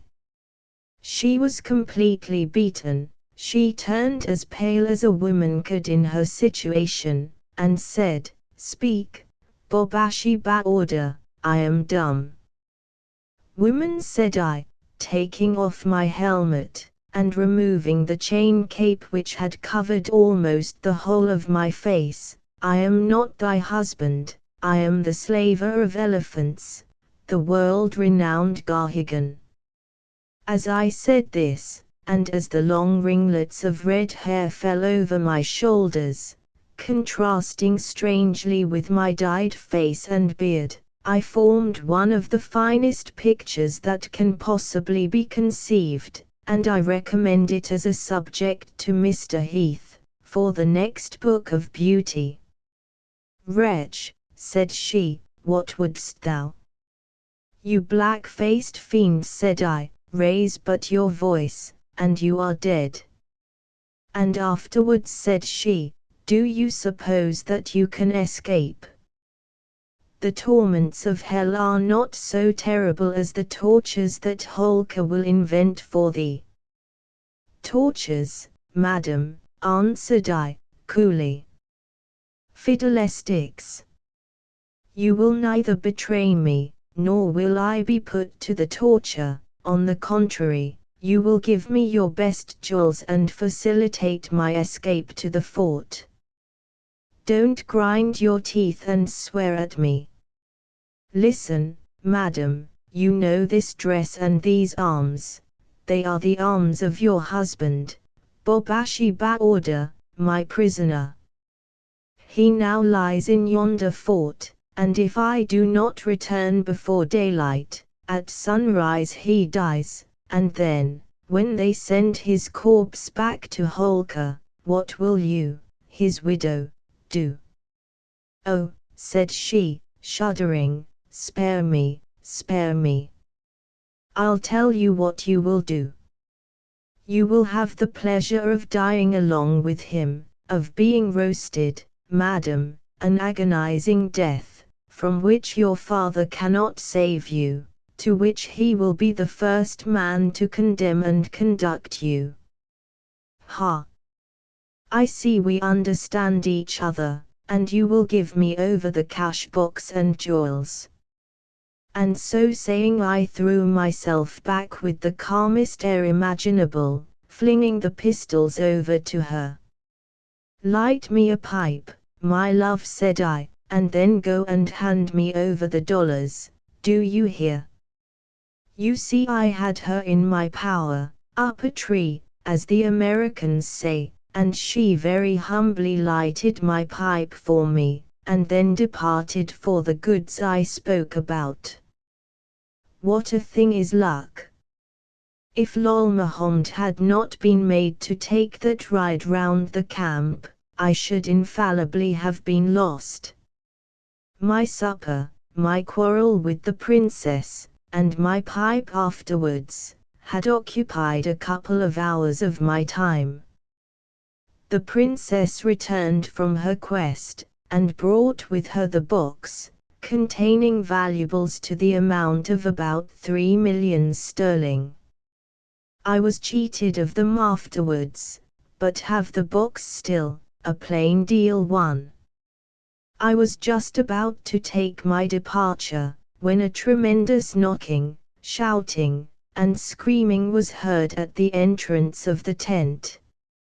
It was Holker himself, accompanied by that cursed Lal Mohammed, who, after his punishment, found his master restored to good humor, and had communicated to him his firm conviction that I was an impostor. "Ho, Begum," shouted he, in the anteroom, for he and his people could not enter the women's apartments. "Speak, O my daughter, is your husband returned?" "Speak, madam," said I, "or remember the roasting." "He is, Papa," said the Begum.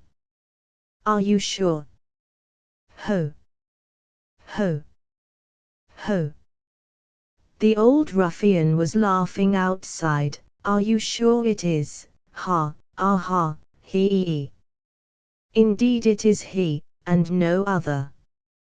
I pray you, father, to go, and to pass no more such shameless jests on your daughter. Have I ever seen the face of any other man?" And hereat she began to weep as if her heart would break, the deceitful minx. Holker's laugh was instantly turned to fury. "Oh, you liar and eternal thief," said he, turning round, as I presume, for I could only hear, to Lal Mohammed, "to make your prince eat such monstrous dirt as this. Flourishes, seize this man. I dismiss him from my service, I degrade him from his rank, I appropriate to myself all his property, and hark ye, Flourishes, give him 100 dozen more." Again I heard the wax of the bamboos, and peace flowed into my soul.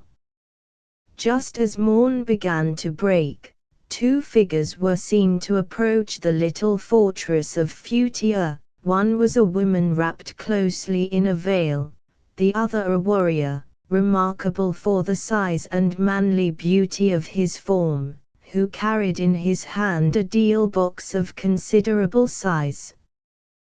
The warrior at the gate gave the word and was admitted. The woman returned slowly to the Indian camp. Her name was Putty Roog, his was G. Makepeace, Cih. Chapter 6. Famine in the garrison. Thus my dangers for the night being overcome, I hastened with my precious box into my own apartment, which communicated with another, where I had left my prisoner, with a guard to report if he should recover, and to prevent his escape. My servant, Gorham Sorg, was one of the guard. I called him, and the fellow came, looking very much confused and frightened, as it seemed, at my appearance. "Why, Gorham Sorg," said I, "what makes thee look so pale, fellow?" He was as white as a sheet. "It is thy master, dost thou not remember him?" The man had seen me dress myself in the Piton's clothes, but was not present when I had blacked my face and beard in the manner I have described. "O Brahma, Vishnu, and Mahomet," cried the faithful fellow, "and do I see my dear master disguised in this way? For heaven's sake let me rid you of this odious black paint, for what will the ladies say in the ballroom, if the beautiful fearing he should appear amongst them with his roses turned into coal? I am still one of the finest men in Europe, and at the time of which I write, when only 22, I confess I was a little vain of my personal appearance, and not very willing to appear before my dear Belinda disguised like a blackamoor. I allowed Gorham Sorg to divest me of the heathenish armour and habiliments which I wore, and having, with a world of scrubbing and trouble, divested my face and beard of their black tinge, I put on my own becoming uniform, and hastened to wait on the ladies. Hastened, I say, although delayed would have been the better word, for the operation of bleaching lasted at least 2 hours. "How is the prisoner, Gorham Sorg?" said I, before leaving my apartment. "He has recovered from the blow which the lion dealt him. 2 men and myself watch over him, and Majlikudi Sahib, the second in command, has just been the rounds, and has seen that all was secure."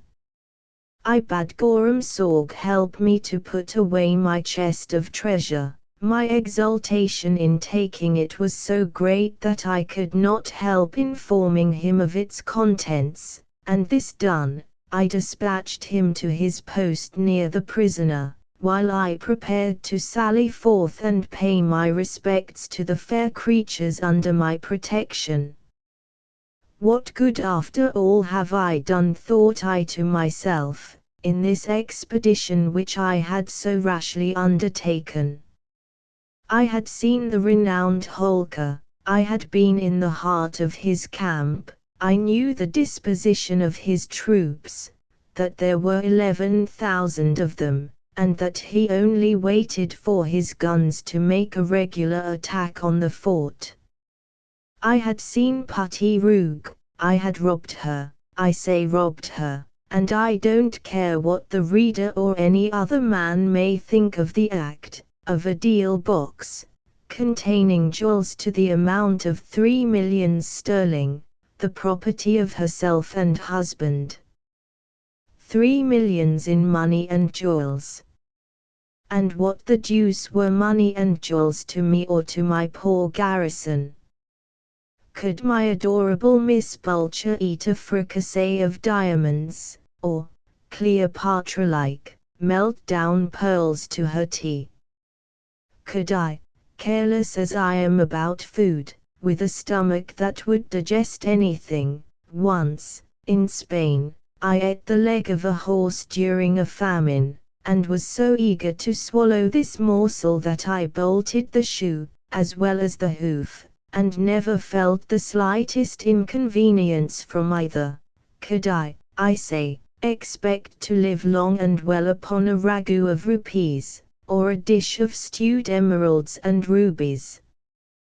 With all the wealth of Croesus before me, I felt melancholy, and would have paid cheerfully its weight in carrots for a good honest round of boiled beef.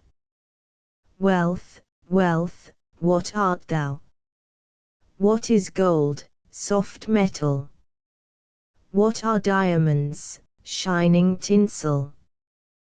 The great wealth winners, the only fame achievers, the sole objects worthy of a soldier's consideration, are beefsteaks, gunpowder, and cold iron.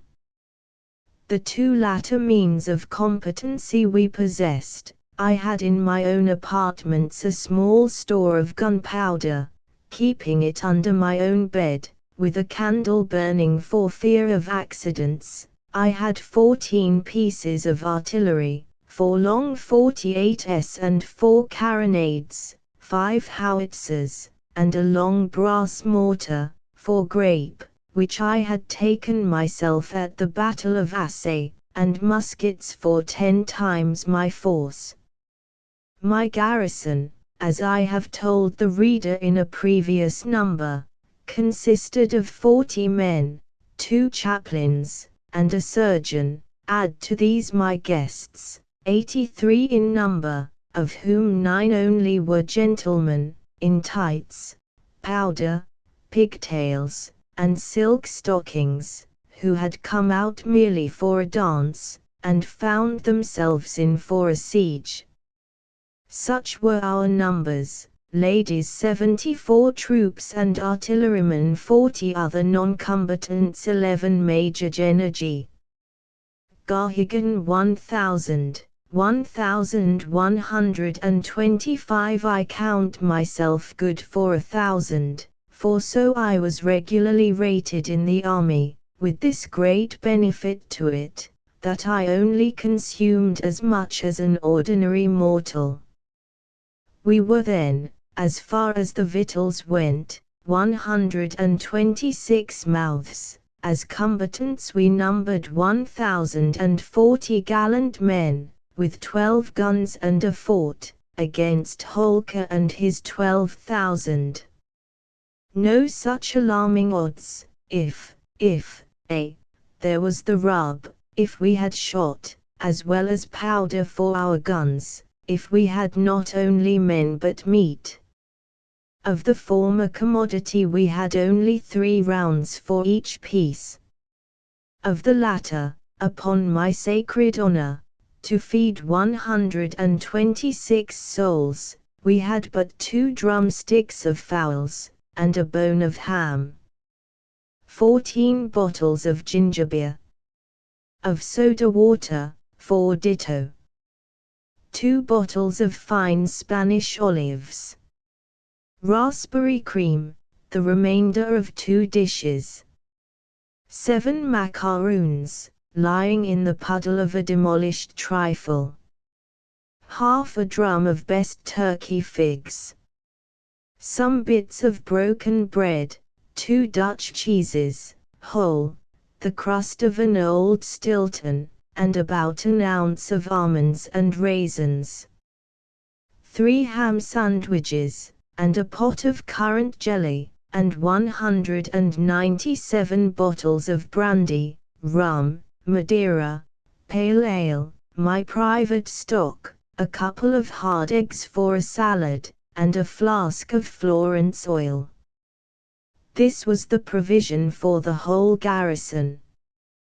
The men after supper had seized upon the relics of the repast, as they were carried off from the table, and these were the miserable remnants I found and counted on my return, taking good care to lock the door of the supper room, and treasure what little sustenance still remained in it.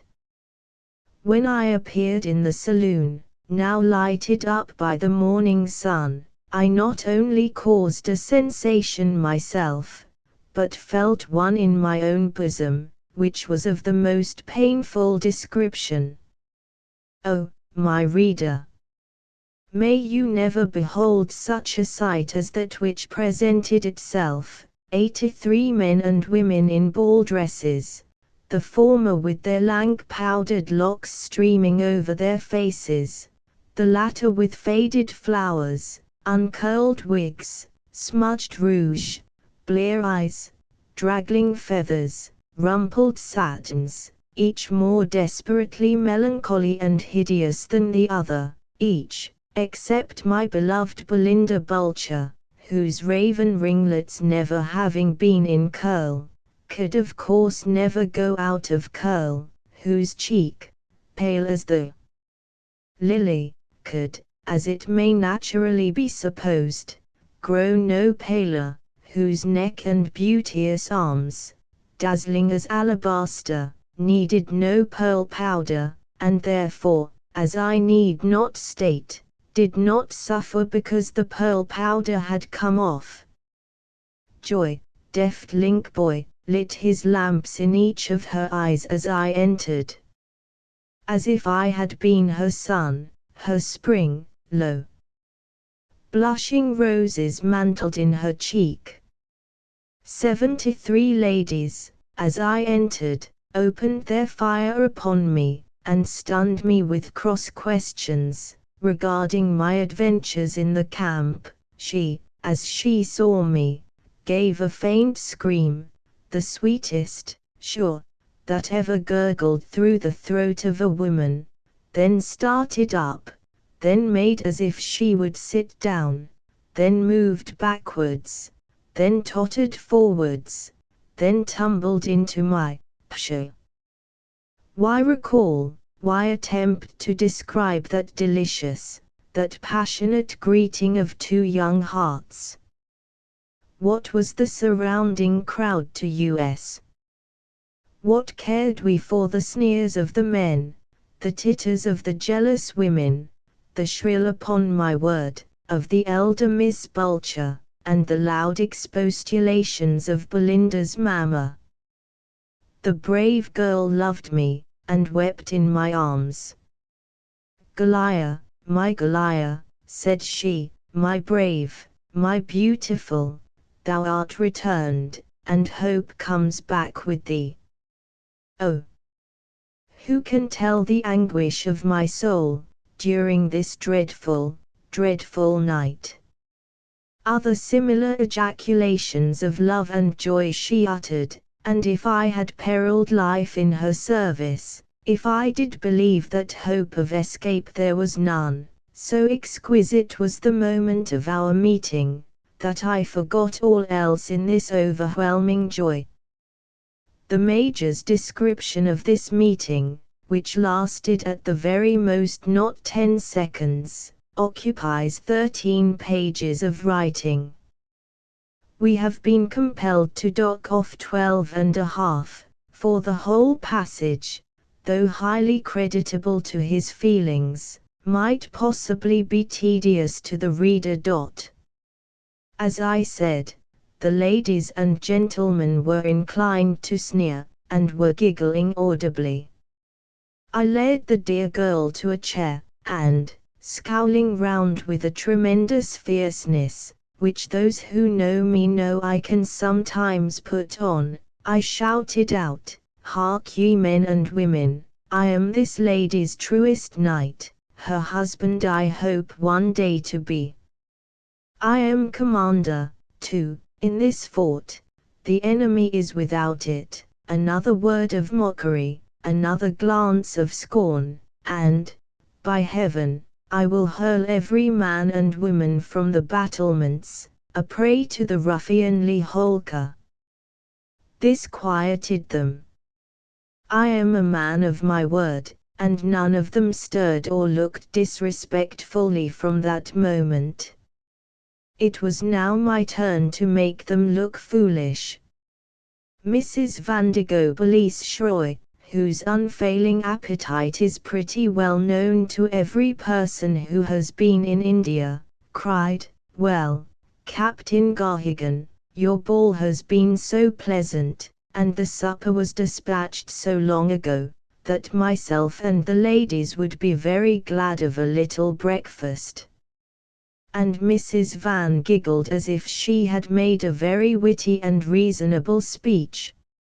"Oh, breakfast, breakfast by all means," said the rest, "we really are dying for a warm cup of tea." "Is it bohate or souchong tea that you'd like, ladies?" says I. "Nonsense, you silly man, any tea you like," said fat Mrs. Van. "What do you say, then, to some prime gunpowder?" Of course they said it was the very thing. "And do you like hot rolls or cowed, muffins or crumpets, fresh butter or salt? And you, gentlemen, what do you say to some elegant divelled kidneys for yourselves, and just a trifle of grilled turkeys, and a couple of 100 new-laid eggs for the ladies?" "Pooh, pooh, be it as you will, my dear fellow," answered they all. "But stop," says I. "Oh ladies, oh gentlemen, gentlemen, that you should ever have come to the quarters of Goliah Garrigan, and he been without." "What?" said they, in a breath. "Alas, alas! I have not got a single stick of chocolate in the whole house." "Well, well, we can do without it." "Or a single pound of coffee." "Never mind, let that pass too." Mrs. Van and the rest were beginning to look alarmed. "And about the kidneys, now I remember, the black devils outside the fort have seized upon all the sheep, and how are we to have kidneys without them? Here there was a slight oh. And with regard to the milk and cram, it may be remarked that the cows are likewise in pawn, and not a single drop can be had for money or love, but we can beat up eggs, you know, in the Tay, which will be just as good. Oh, just as good. Only the devil's in the luck, there's not a fresh egg to be had, no, nor a fresh chicken, continued I, nor a stale one either, nor a teaspoonful of souchong, nor a thimbleful of bohea, nor the last taste in life of butter, salt or fresh, nor hot rolls or cowed. In the name of heaven, said Mrs. Van, growing very pale, what is there, then? Ladies and gentlemen, I'll tell you what there is now, shouted I. There's 2 drumsticks of fowls, and a bone of ham, 14 bottles of ginger beer, and C. And I went through the whole list of eatables as before, ending with the ham sandwiches and the pot of jelly. Law! Mr. Garrigan, said Mrs. Colonel Vandergobelies Shroy, give me the ham sandwiches, I must manage to breakfast off them. And you should have heard the pretty to-do there was at this modest proposition. Of course I did not accede to it, why should I? I was the commander of the fort, and intended to keep these 3 very sandwiches for the use of myself and my dear Belinda. Ladies, said I, there are in this fort 126 souls, and this is all the food which is to last us during the siege. Meat there is none, of drink there is a tolerable quantity, and at 1 o'clock punctually, a glass of wine and 1 olive shall be served out to each woman. The men will receive 2 glasses, and an olive and a fig, and this must be your food during the siege. Lord Lake cannot be absent more than 3 days, and if he be, why, still there is a chance, why do I say a chance, a certainty of escaping from the hands of these ruffians. Oh, name it, dear Captain Garrigan, screeched the whole covey at a breath. It lies, answered I, in the powder magazine. I will blow this fort, and all it contains, to atoms, ere it becomes the prey of Holker. The women, at this, raised a squeal that might have been heard in Holker's camp, and fainted in different directions, but my dear Belinda whispered in my ear, well done, thou noble knight, bravely said, my heart's Goliath. I felt I was right, I could have blown her up 20 times for the luxury of that single moment. And now, ladies, said I must leave you. The 2 chaplains will remain with you to administer professional consolation.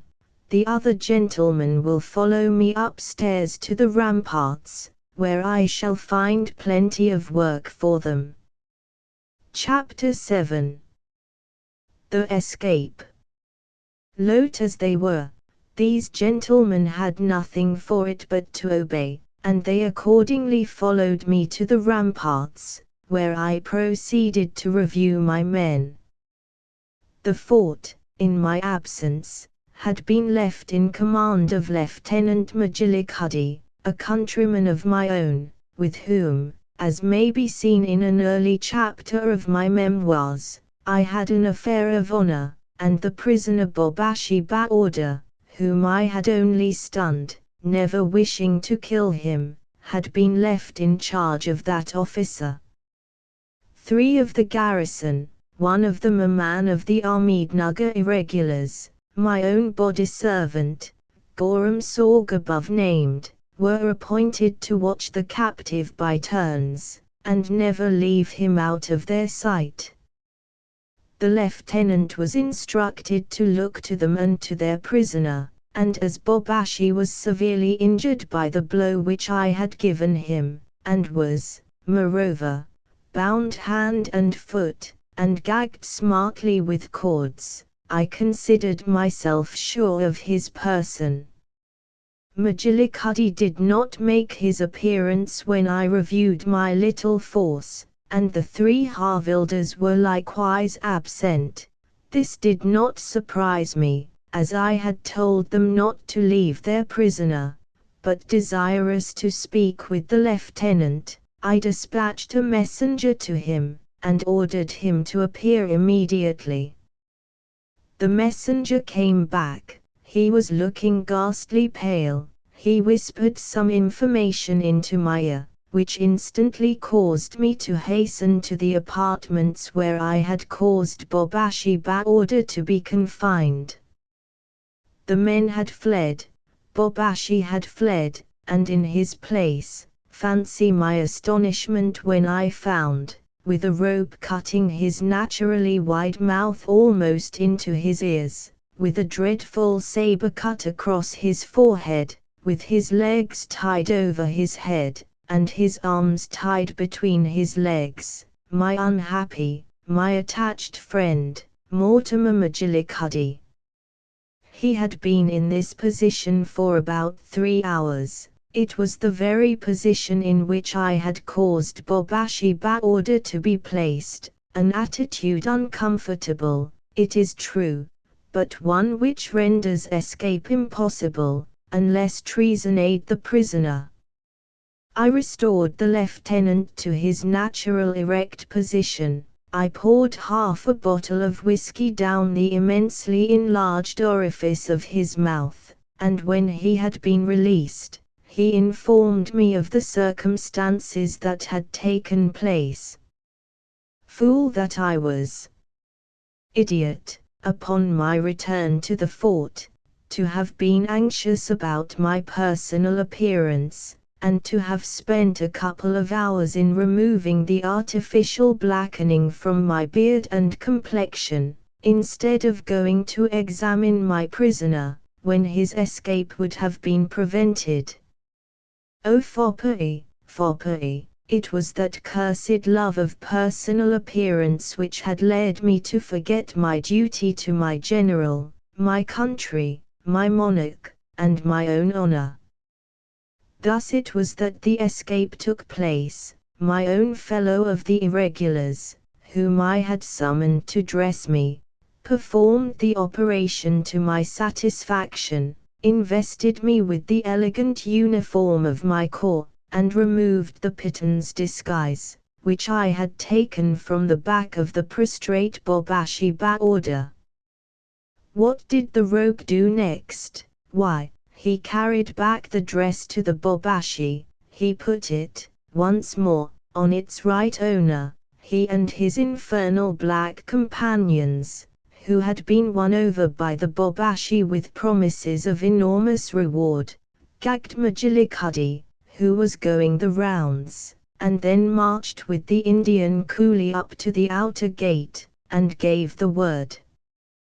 The sentinel, thinking it was myself, who had first come in, and was as likely to go out again, indeed my rascally valet said that Garhigan Sahib was about to go out with him and his 2 companions to reconnoiter, opened the gates, and off they went. This accounted for the confusion of my valet when I entered, and for the scoundrel's speech, that the lieutenant had just been the rounds. He had, poor fellow, and had been seized and bound in this cruel way.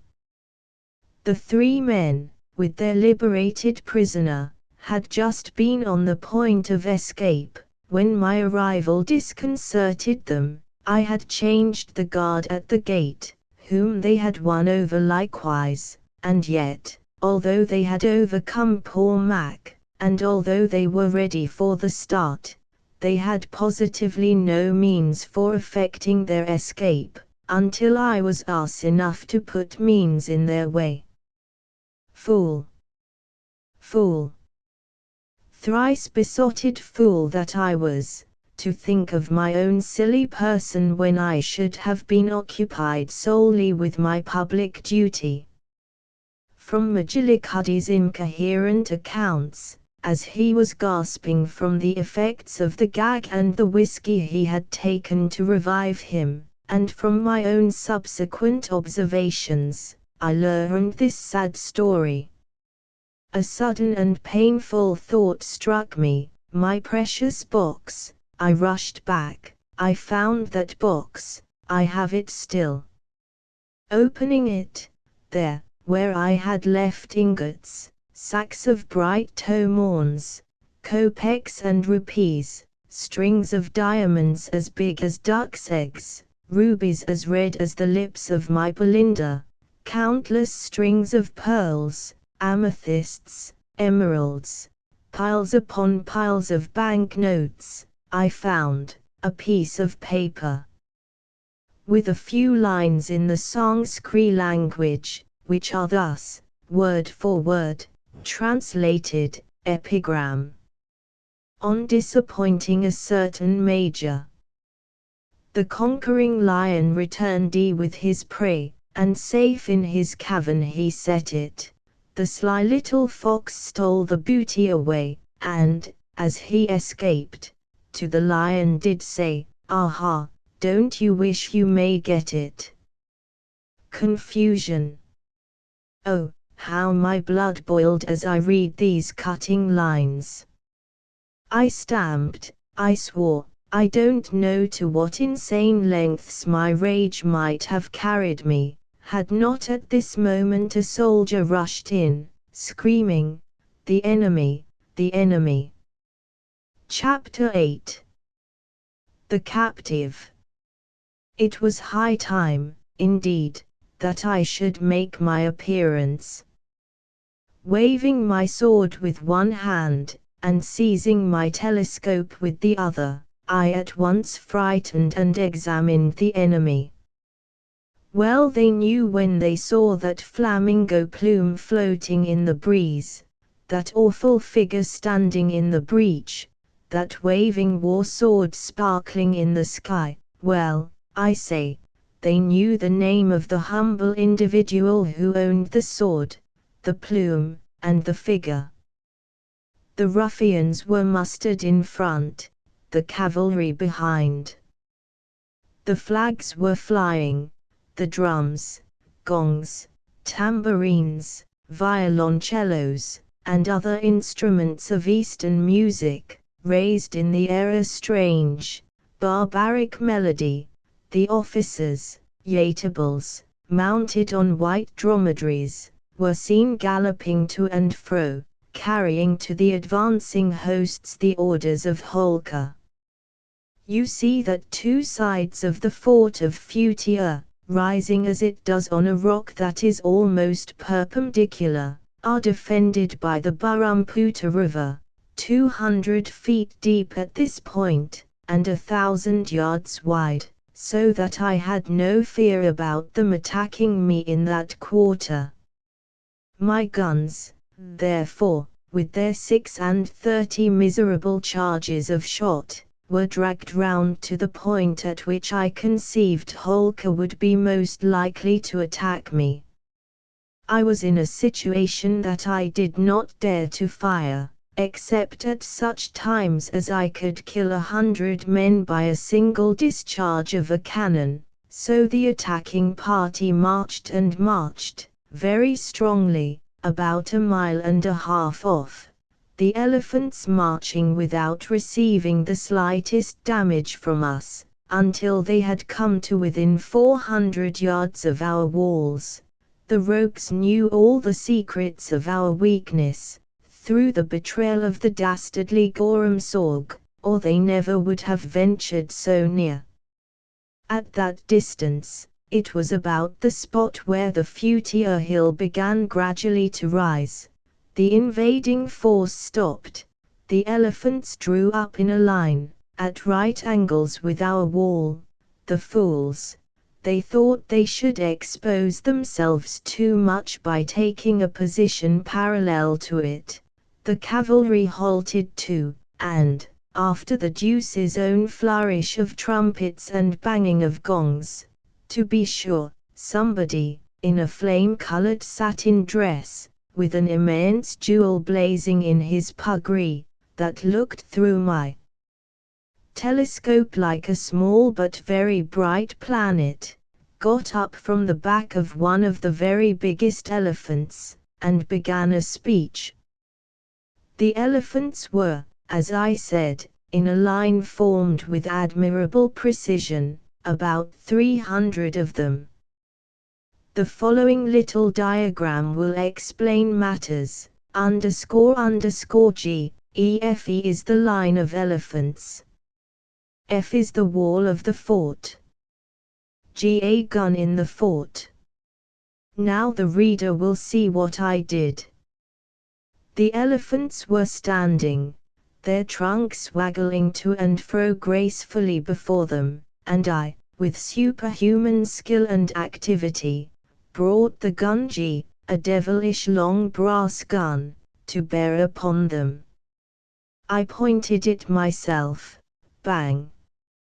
It went, and what was the consequence? Why, this, X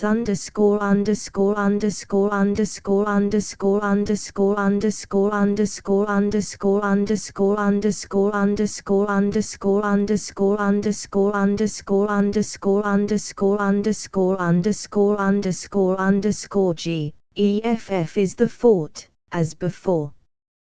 G is the gun, as before. E, the elephants, as we have previously seen them. What then is X?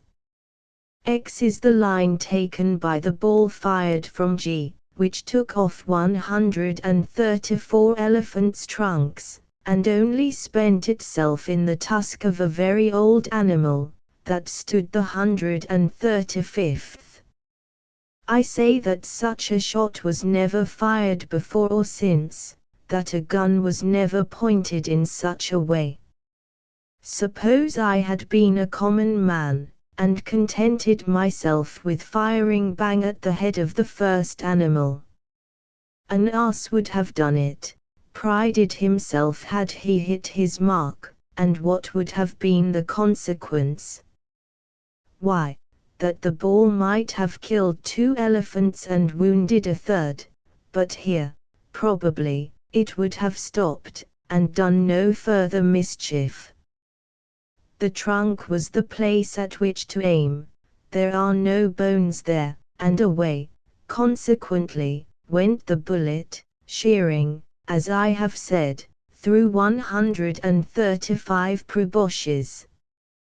Heavens! What a howl there was when the shot took effect! What a sudden stoppage of Holker's speech!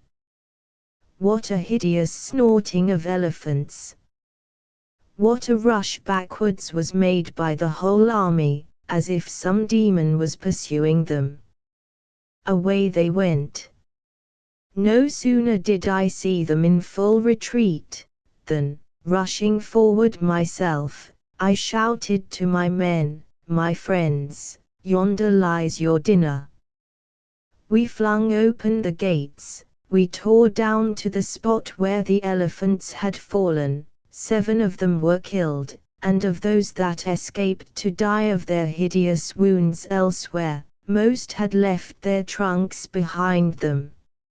A great quantity of them we seized, and I myself, cutting up with my scimitar a couple of the fallen animals, as a butcher would a calf, motioned to the men to take the pieces back to the fort, where barbecued elephant was served round for dinner, instead of the miserable allowance of an olive and a glass of wine, which I had promised to my female friends, in my speech to them.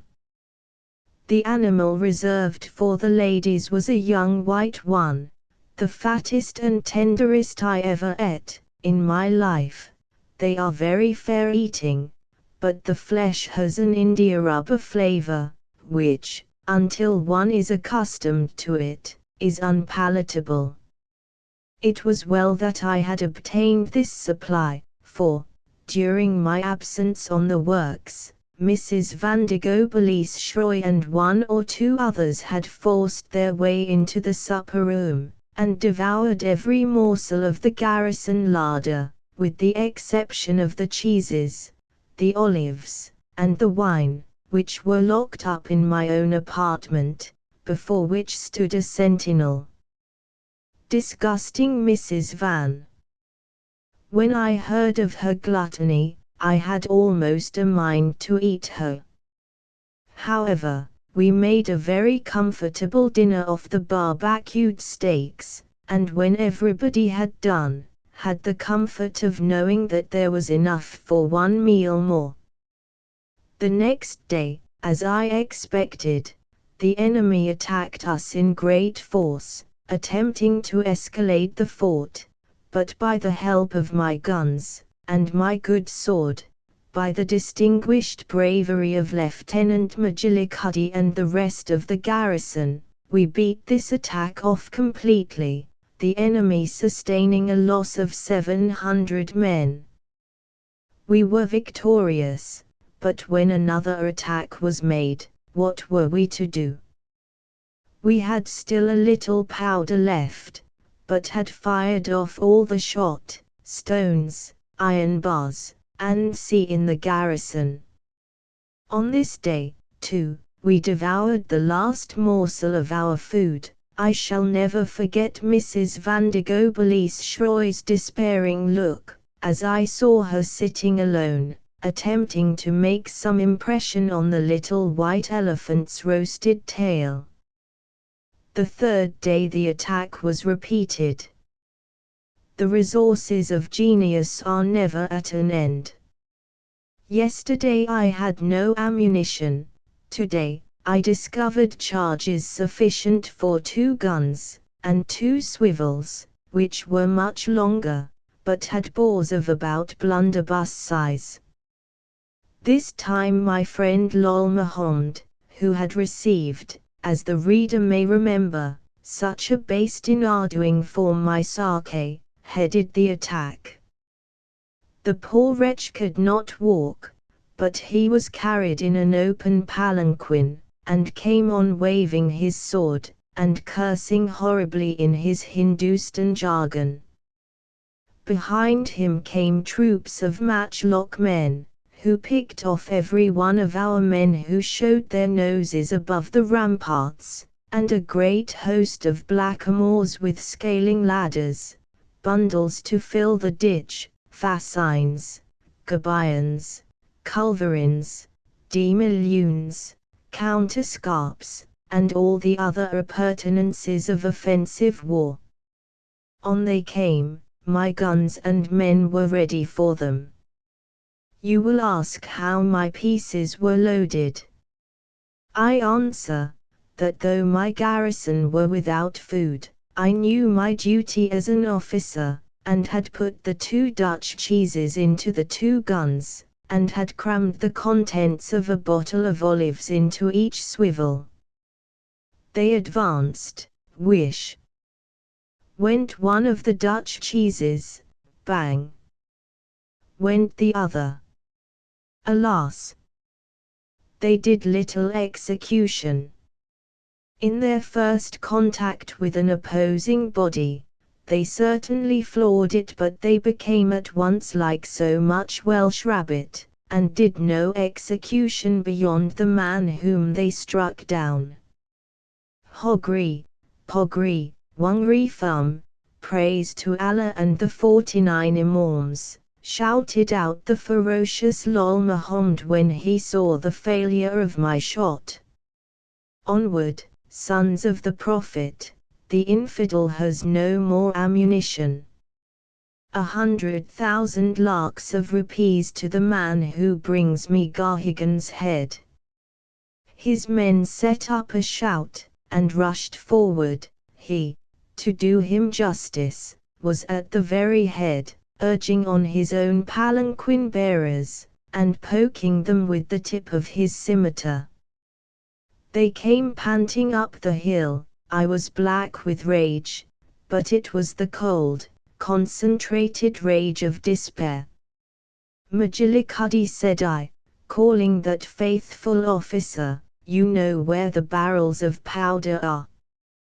He did. "You know the use to make of them?" He did. He grasped my hand. "Goliath," said he, "farewell. I swear that the fort shall be in atoms, as soon as yonder unbelievers have carried it." "Oh, my poor mother," added the gallant youth, as sighing, yet fearless, he retired to his post. I gave one thought to my blessed, my beautiful Belinda, and then, stepping into the front, took down one of the swivels. A shower of matchlock balls came whizzing round my head. I did not heed them. I took the swivel, and aimed coolly. Lal Muhammad, his palanquin, and his men, were now not above 200 yards from the fort. Lal was straight before me, gesticulating and shouting to his men. I fired, bang. I aimed so true, that 117 best Spanish olives were lodged in a lump in the face of the unhappy Lal Muhammad. The wretch, uttering a yell the most hideous and unearthly I ever heard, fell back dead. The frightened bearers flung down the palanquin and ran. The whole host ran as one man. Their screams might be heard for leagues.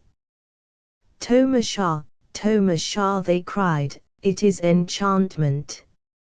Away they fled, and the victory a third time was ours. Soon as the fight was done, I flew back to my Belinda. We had eaten nothing for 24 hours, but I forgot hunger in the thought of once more beholding her. The sweet soul turned towards me with a sickly smile as I entered, and almost fainted in my arms, but alas! It was not love which caused in her bosom an emotion so strong, it was hunger. "Oh, my Goliath," whispered she, "for 3 days I have not tasted food. I could not eat that horrid elephant yesterday, but now, oh, heaven!" She could say no more, but sank almost lifeless on my shoulder. I administered to her a trifling dram of rum, which revived her for a moment, and then rushed downstairs, determined that if it were a piece of my own leg, she should still have something to satisfy her hunger. Luckily I remembered that 3 or 4 elephants were still lying in the field, having been killed by us in the first action, 2 days before. Necessity, thought I, has no law. My adorable girl must eat elephant, until she can get something better. I rushed into the court where the men were, for the most part, assembled. "Men," said I, "our larder is empty, we must fill it as we did the day before yesterday. Who will follow Garhigan on a foraging party?" I expected that, as on former occasions, every man would offer to accompany me. To my astonishment, not a soul moved. A murmur arose among the troops, and at last one of the oldest and bravest came forward. "Captain," he said, "it is of no use, we cannot feed upon elephants forever, we have not a grain of powder left, and must give up the fort when the attack is made tomorrow. We may as well be prisoners now as then, and we won't go elephant hunting any more." "Ruffian," I said, "he who first talks of surrender, dies," and I cut him down. Is there anyone else who wishes to speak? No one stirred. Cowards, miserable cowards, shouted I, what, you dare not move for fear of death, at the hands of those wretches who even now fled before your arms, what, do I say your arms, before mine, alone I did it, and as alone I routed the foe, alone I will victual the fortress. Ho! Open the gate.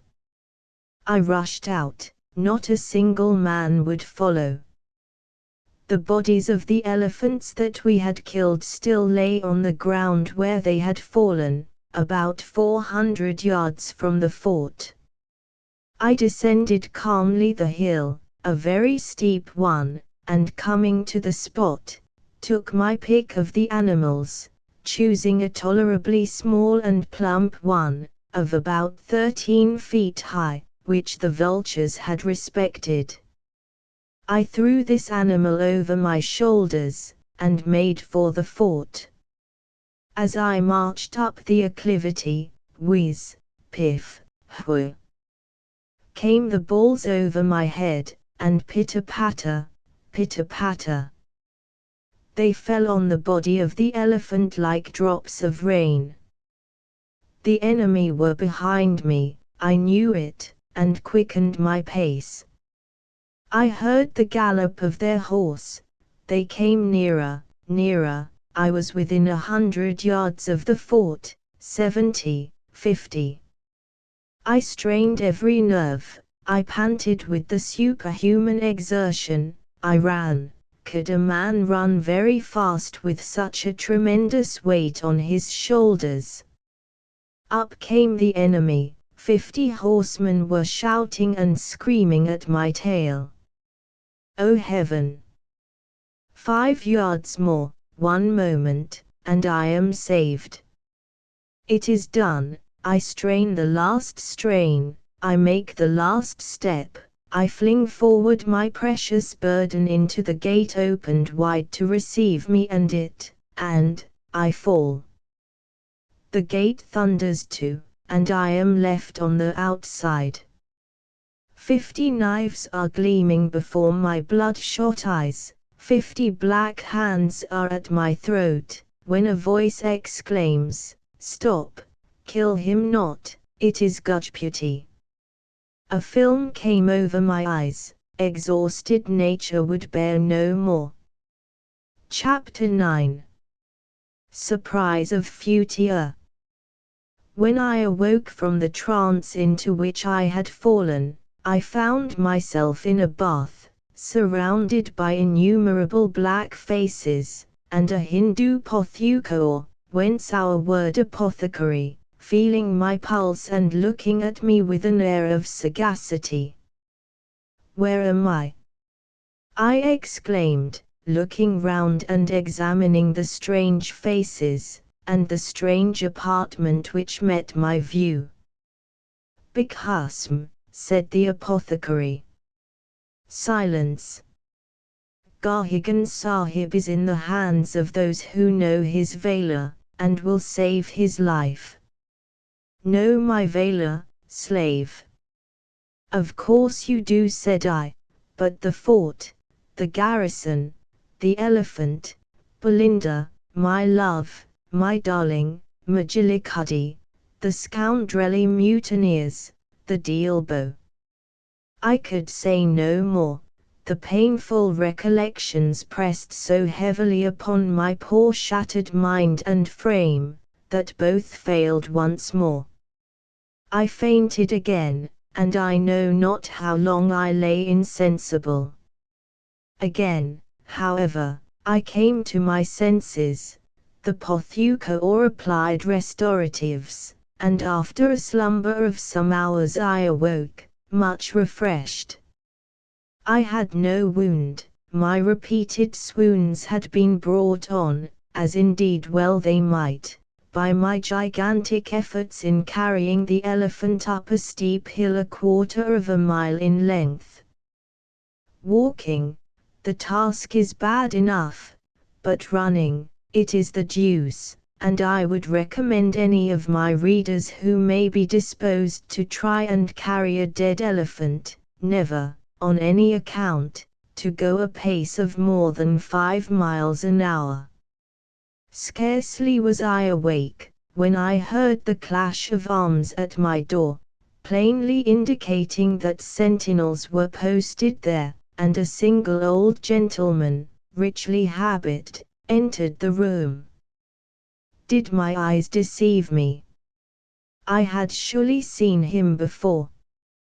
No, yes, it was he, the snowy white beard, the mild eyes, the nose flattened to a jelly, and level with the rest of the venerable face, proclaimed him at once to be Sarjat Ali Beg Bimakki, Holkar's prime vizier, whose nose, as the reader may recollect, His Highness had flattened with his cane during my interview with him in the Piton's disguise.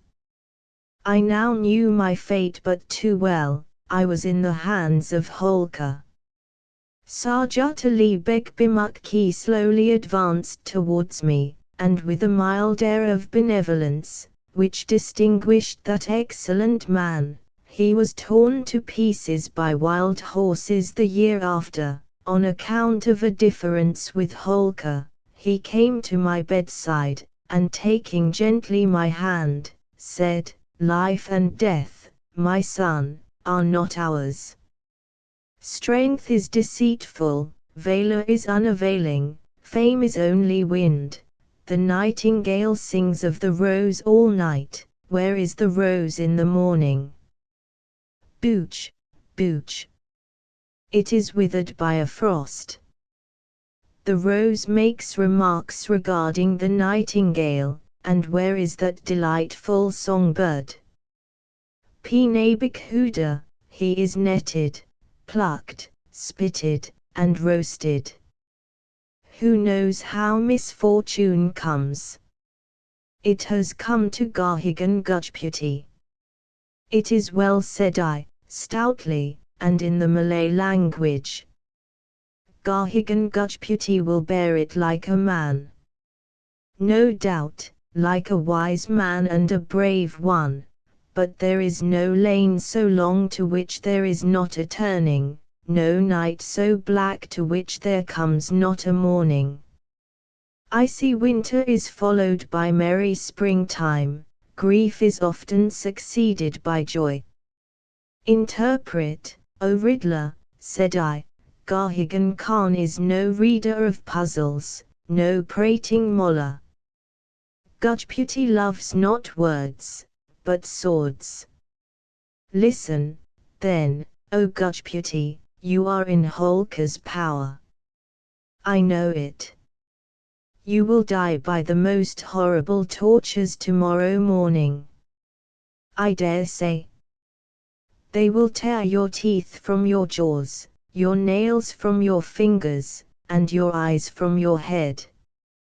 Very possibly. They will flay you alive, and then burn you. Well, they can't do any more. They will seize upon every man and woman in yonder fort, it was not then taken, and repeat upon them the same tortures. Ha! Belinda! Speak, how can all this be avoided? Listen. Garhigan loves the moon face called Belinda. He does, vizier, to distraction. Of what rank is he in the company's army? A captain. A miserable captain, oh shame! Of what creed is he? I am an Irishman, and a Catholic. But he has not been very particular about his religious duties. Alas, no. He has not been to his mosque for these 12 years. 'Tis too true. Hearken now, Garhigan Khan.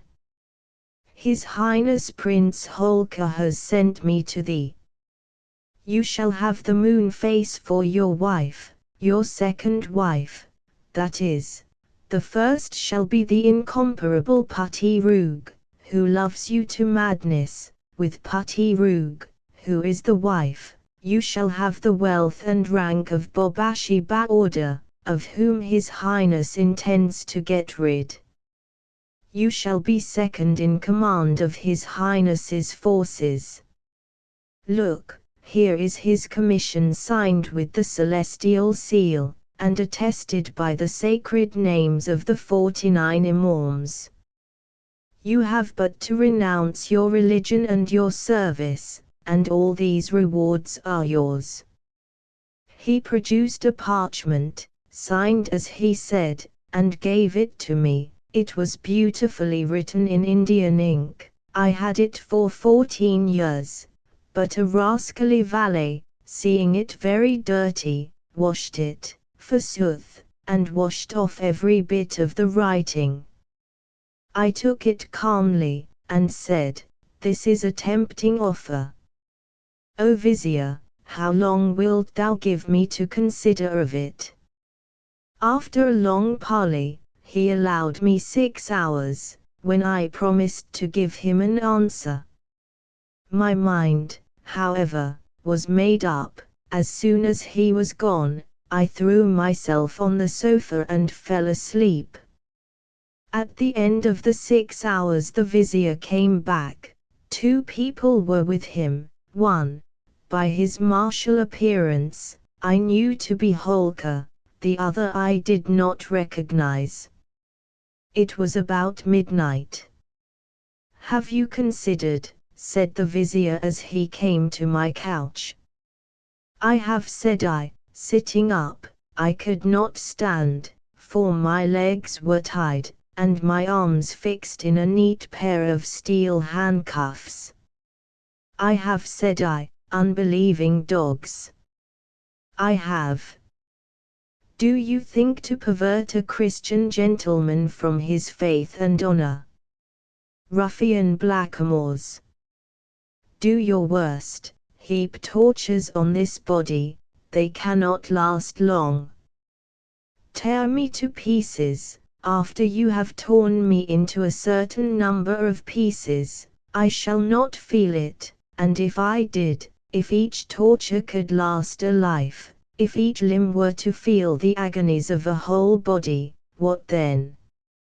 I would bear all. My breast heaved, my form dilated, my eye flashed as I spoke these words. "Tyrants," said I, "dulcet decorum est pro patria mori." Having thus clinched the argument, I was silent. The venerable Grand Vizier turned away. I saw a tear trickling down his cheeks. "What a constancy," said he. "Oh, that such beauty and such bravery should be doomed so soon to quit the earth." His tall companion only sneered and said, "And Belinda?" "Ha," said I, "ruffian, be still, heaven will protect her spotless innocence. Holker, I know thee, and thou knowest me too. Who, with his single sword, destroyed thy armies? Who, with his pistol, cleft in twain thy nose ring? Who slew thy generals? Who slew thy elephants? 300 mighty beasts went forth to battle, of these I slew 135. Dog, coward, ruffian, tyrant, unbeliever. Gahigan hates thee, spurns thee, spits on thee." Holker, as I made these uncomplimentary remarks, gave a scream of rage, and, drawing his scimitar, rushed on to dispatch me at once. It was the very thing I wished for, when the third person sprang forward, and seizing his arm, cried, "Papa, oh, save him!" It was Putty Roog. "Remember," continued she, "his misfortunes, remember, oh, remember my love." And here she blushed, and putting one finger into her mouth, and banging down her head, looked the very picture of modest affection. Holker sulkily sheathed his scimitar, and muttered, "'Tis better as it is. Had I killed him now, I had spared him the torture." "None of this shameless fooling," Putty Rook continued the tyrant, dragging her away. "Captain Garhigan dies 3 hours from hence." Putty Rook gave one scream and fainted. Her father and the vizier carried her off between them, nor was I loath to part with her, for, with all her love, she was as ugly as the deuce. They were gone, my fate was decided. I had but 3 hours more of life, so I flung myself again on the sofa, and fell profoundly asleep. As it may happen to any of my readers to be in the same situation, and to be hanged themselves, let me earnestly entreat them to adopt this plan of going to sleep, which I for my part have repeatedly found to be successful. It saves unnecessary annoyance, it passes away a great deal of unpleasant time, and it prepares one to meet like a man the coming catastrophe. 3 o'clock came. The sun was at this time making his appearance in the heavens, and with it came the gods, who were appointed to conduct me to the torture. I woke, rose, was carried out, and was set on the very white donkey on which Lal Muhammad was conducted through the camp after he was bastinadoed. Bobashi Baorder rode behind me, restored to his rank and state. Troops of cavalry hemmed us in on all sides. My ass was conducted by the common executioner. A crier went forward, shouting out, "Make way for the destroyer of the faithful, he goes to bear the punishment of his crimes." We came to the fatal plain. It was the very spot whence I had borne away the elephant, and in full sight of the fort. I looked towards it. Thank heaven! King George's banner waved on it still. A crowd were gathered on the walls, the men, the dastards who had deserted me, and women, too. Among the latter I thought I distinguished one who, oh gods! The thought turned me sick. I trembled and looked pale for the first time. "He trembles, he turns pale," shouted out Bobashi Baorder, ferociously exulting over his conquered enemy. "Dog," shouted I was sitting with my head to the donkey's tail, and so looked the Bobashi full in the face, "not so pale as you looked when I felled you with this arm, not so pale as your women looked when I entered your harem." Completely chop-fallen, the Indian ruffian was silent. At any rate, I had done for him. We arrived at the place of execution. A stake, a couple of feet thick and 8 high, was driven in the grass. Round the stake, about 7 feet from the ground, was an iron ring, to which were attached 2 fetters. In these my wrists were placed. 2 or 3 executioners stood near, with strange-looking instruments. Others were blowing at a fire, over which was a cauldron, and in the embers were stuck other prongs and instruments of iron. The crier came forward and read my sentence. It was the same in effect as that which had been hinted to me the day previous by the Grand Vizier. I confess I was too agitated to catch every word that was spoken. Holker himself, on a tall dromedary, was at a little distance. The Grand Vizier came up to me. It was his duty to stand by, and see the punishment performed. "It is yet time," said he. I nodded my head, but did not answer. The vizier cast up to heaven a look of inexpressible anguish, and with a voice choking with emotion, said, "Executioner, do your duty."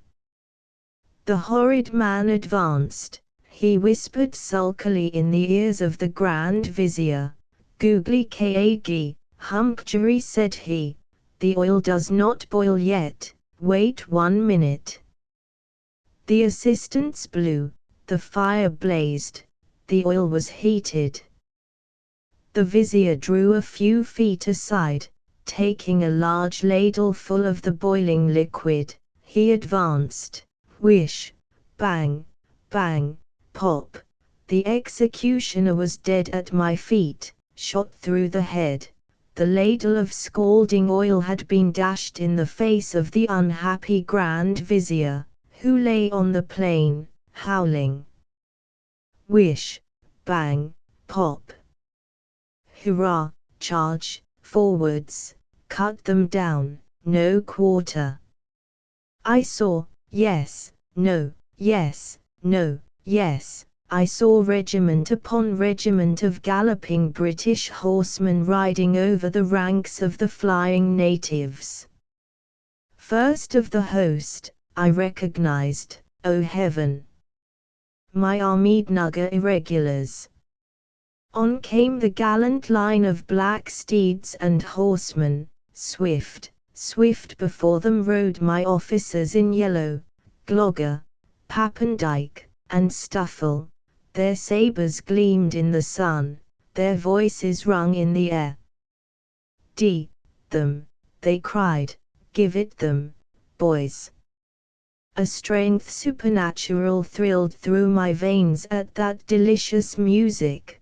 By one tremendous effort, I wrested the post from its foundation, 5 feet in the ground. I could not release my hands from the fetters, it is true, but, grasping the beam tightly, I sprung forward.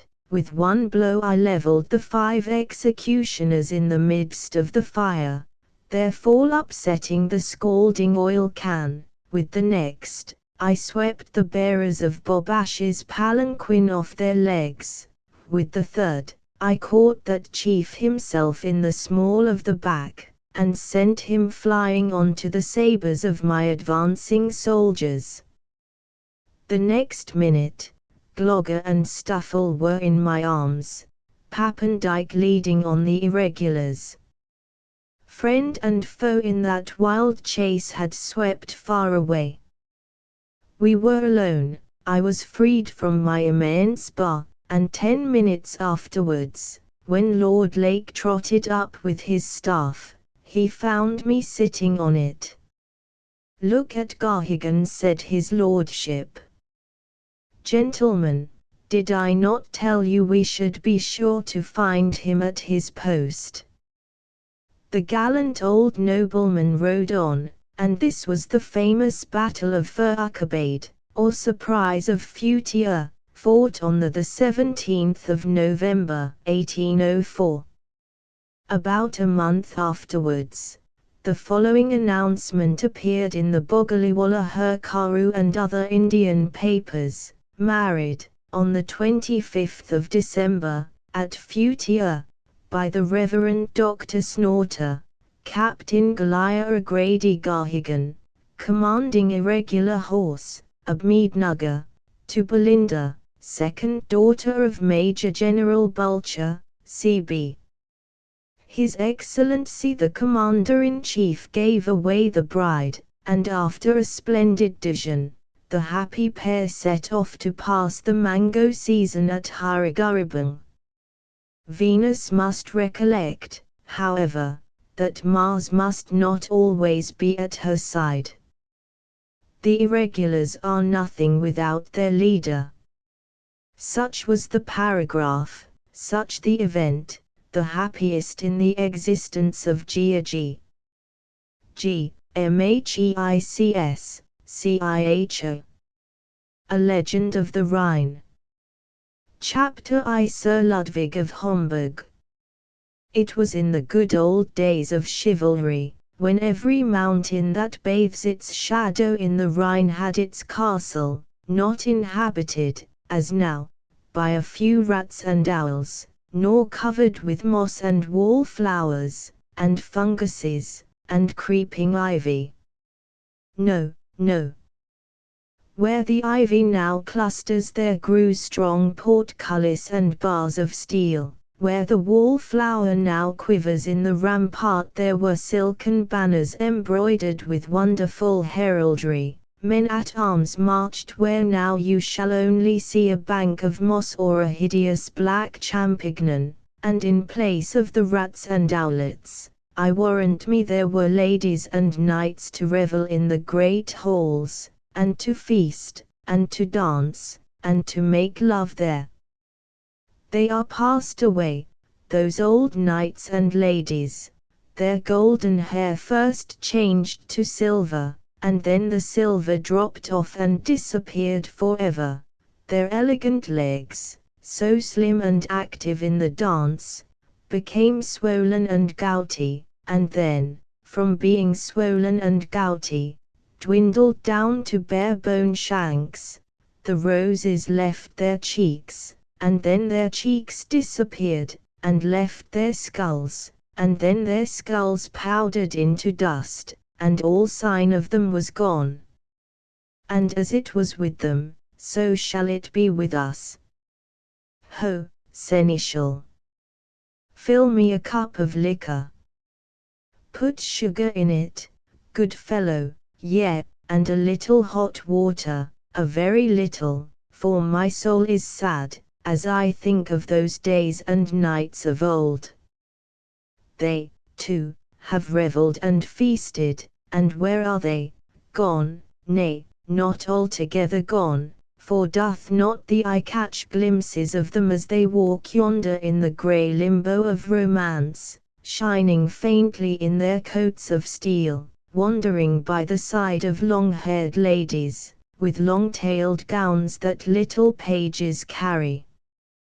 Yes. One sees them. The poet sees them still in the far-off cloudland, and hears the ring of their clarions as they hasten to battle or tourney, and the dim echoes of their lutes chanting of love and fair ladies. Gracious privilege of poesy! It is as the dervish scholarium to the eyes, and causes them to see treasures that to the sight of donkeys are invisible. Blessed treasures of fancy! I would not change ye, no, not for many donkeyloads of gold. Fill again, jolly seneschal, thou brave wag, chalk me up the produce on the hostel door. Surely the spirits of old are mixed up in the wondrous liquor, and gentle visions of bygone princes and princesses look blandly down on us from the cloudy perfume of the pipe. Do you know in what year the fairies left the Rhine? Long before Murray's guidebook was wrote, long before squat steamboats, with snorting funnels, came paddling down the stream. Do you not know that once upon a time the appearance of 11,000 British virgins was considered at Cologne as a wonder? Now there come 20,000 such annually, accompanied by their ladies' maids. But of them we will say no more, let us back to those who went before them. Many, many 100,000 years ago, and at the exact period when chivalry was in full bloom, there occurred a little history upon the banks of the Rhine, which has been already written in a book, and hence must be positively true. 'Tis a story of knights and ladies, of love and battle, and virtue rewarded, a story of princes and noble lords, moreover, the best of company. Gentles, an ye will, ye shall hear it. Fair dames and damsels, may your loves be as happy as those of the heroine of this romaunt. On the cold and rainy evening of Thursday, the 26th of October, in the year previously indicated, such travellers as might have chanced to be abroad in that bitter night, might have remarked a fellow wayfarer journeying on the road from Oberwinter to Godesberg.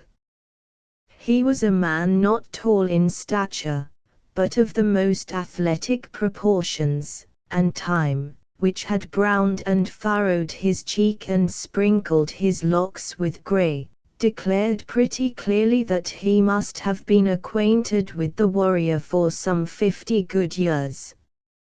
He was armed in mail, and rode a powerful and active battle horse, which, though the way the pair had come that day was long and weary indeed, yet supported the warrior, his armour and luggage, with seeming ease. As it was in a friend's country, the knight did not think fit to wear his heavy destrier, or helmet, which hung at his saddle-bow over his portmanteau. Both were marked with the coronet of a count, and from the crown which surmounted the helmet, rose the crest of his knightly race, an arm proper lifting a naked sword. At his right hand, and convenient to the warrior's grasp, hung his mangonel or mace, a terrific weapon which had shattered the brains of many a turbaned soldan, while over his broad and ample chest there fell the triangular shield of the period, whereon were emblazoned his arms, argent, a gules wavy, on a saltire reversed of the second. The latter device was awarded for a daring exploit before Ascalon, by the Emperor Maximilian, and a reference to the German peerage of that day, or a knowledge of high families which every gentleman then possessed, would have sufficed to show at once that the rider we have described was of the noble house of Homburg.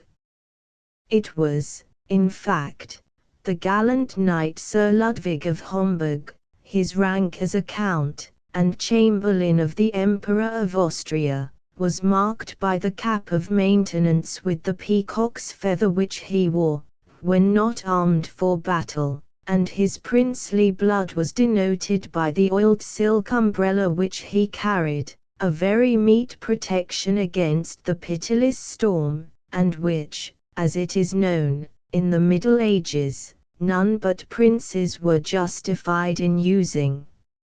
A bag, fastened with a brazen padlock, and made of the costly produce of the Persian looms, then extremely rare in Europe, told that he had travelled in eastern climes. This, too, was evident from the inscription writ on card or parchment, and sewed on the bag. It first ran Count Ludwig de Homburg, Jerusalem, but the name of the holy city had been dashed out with the pen, and that of Godesberg substituted.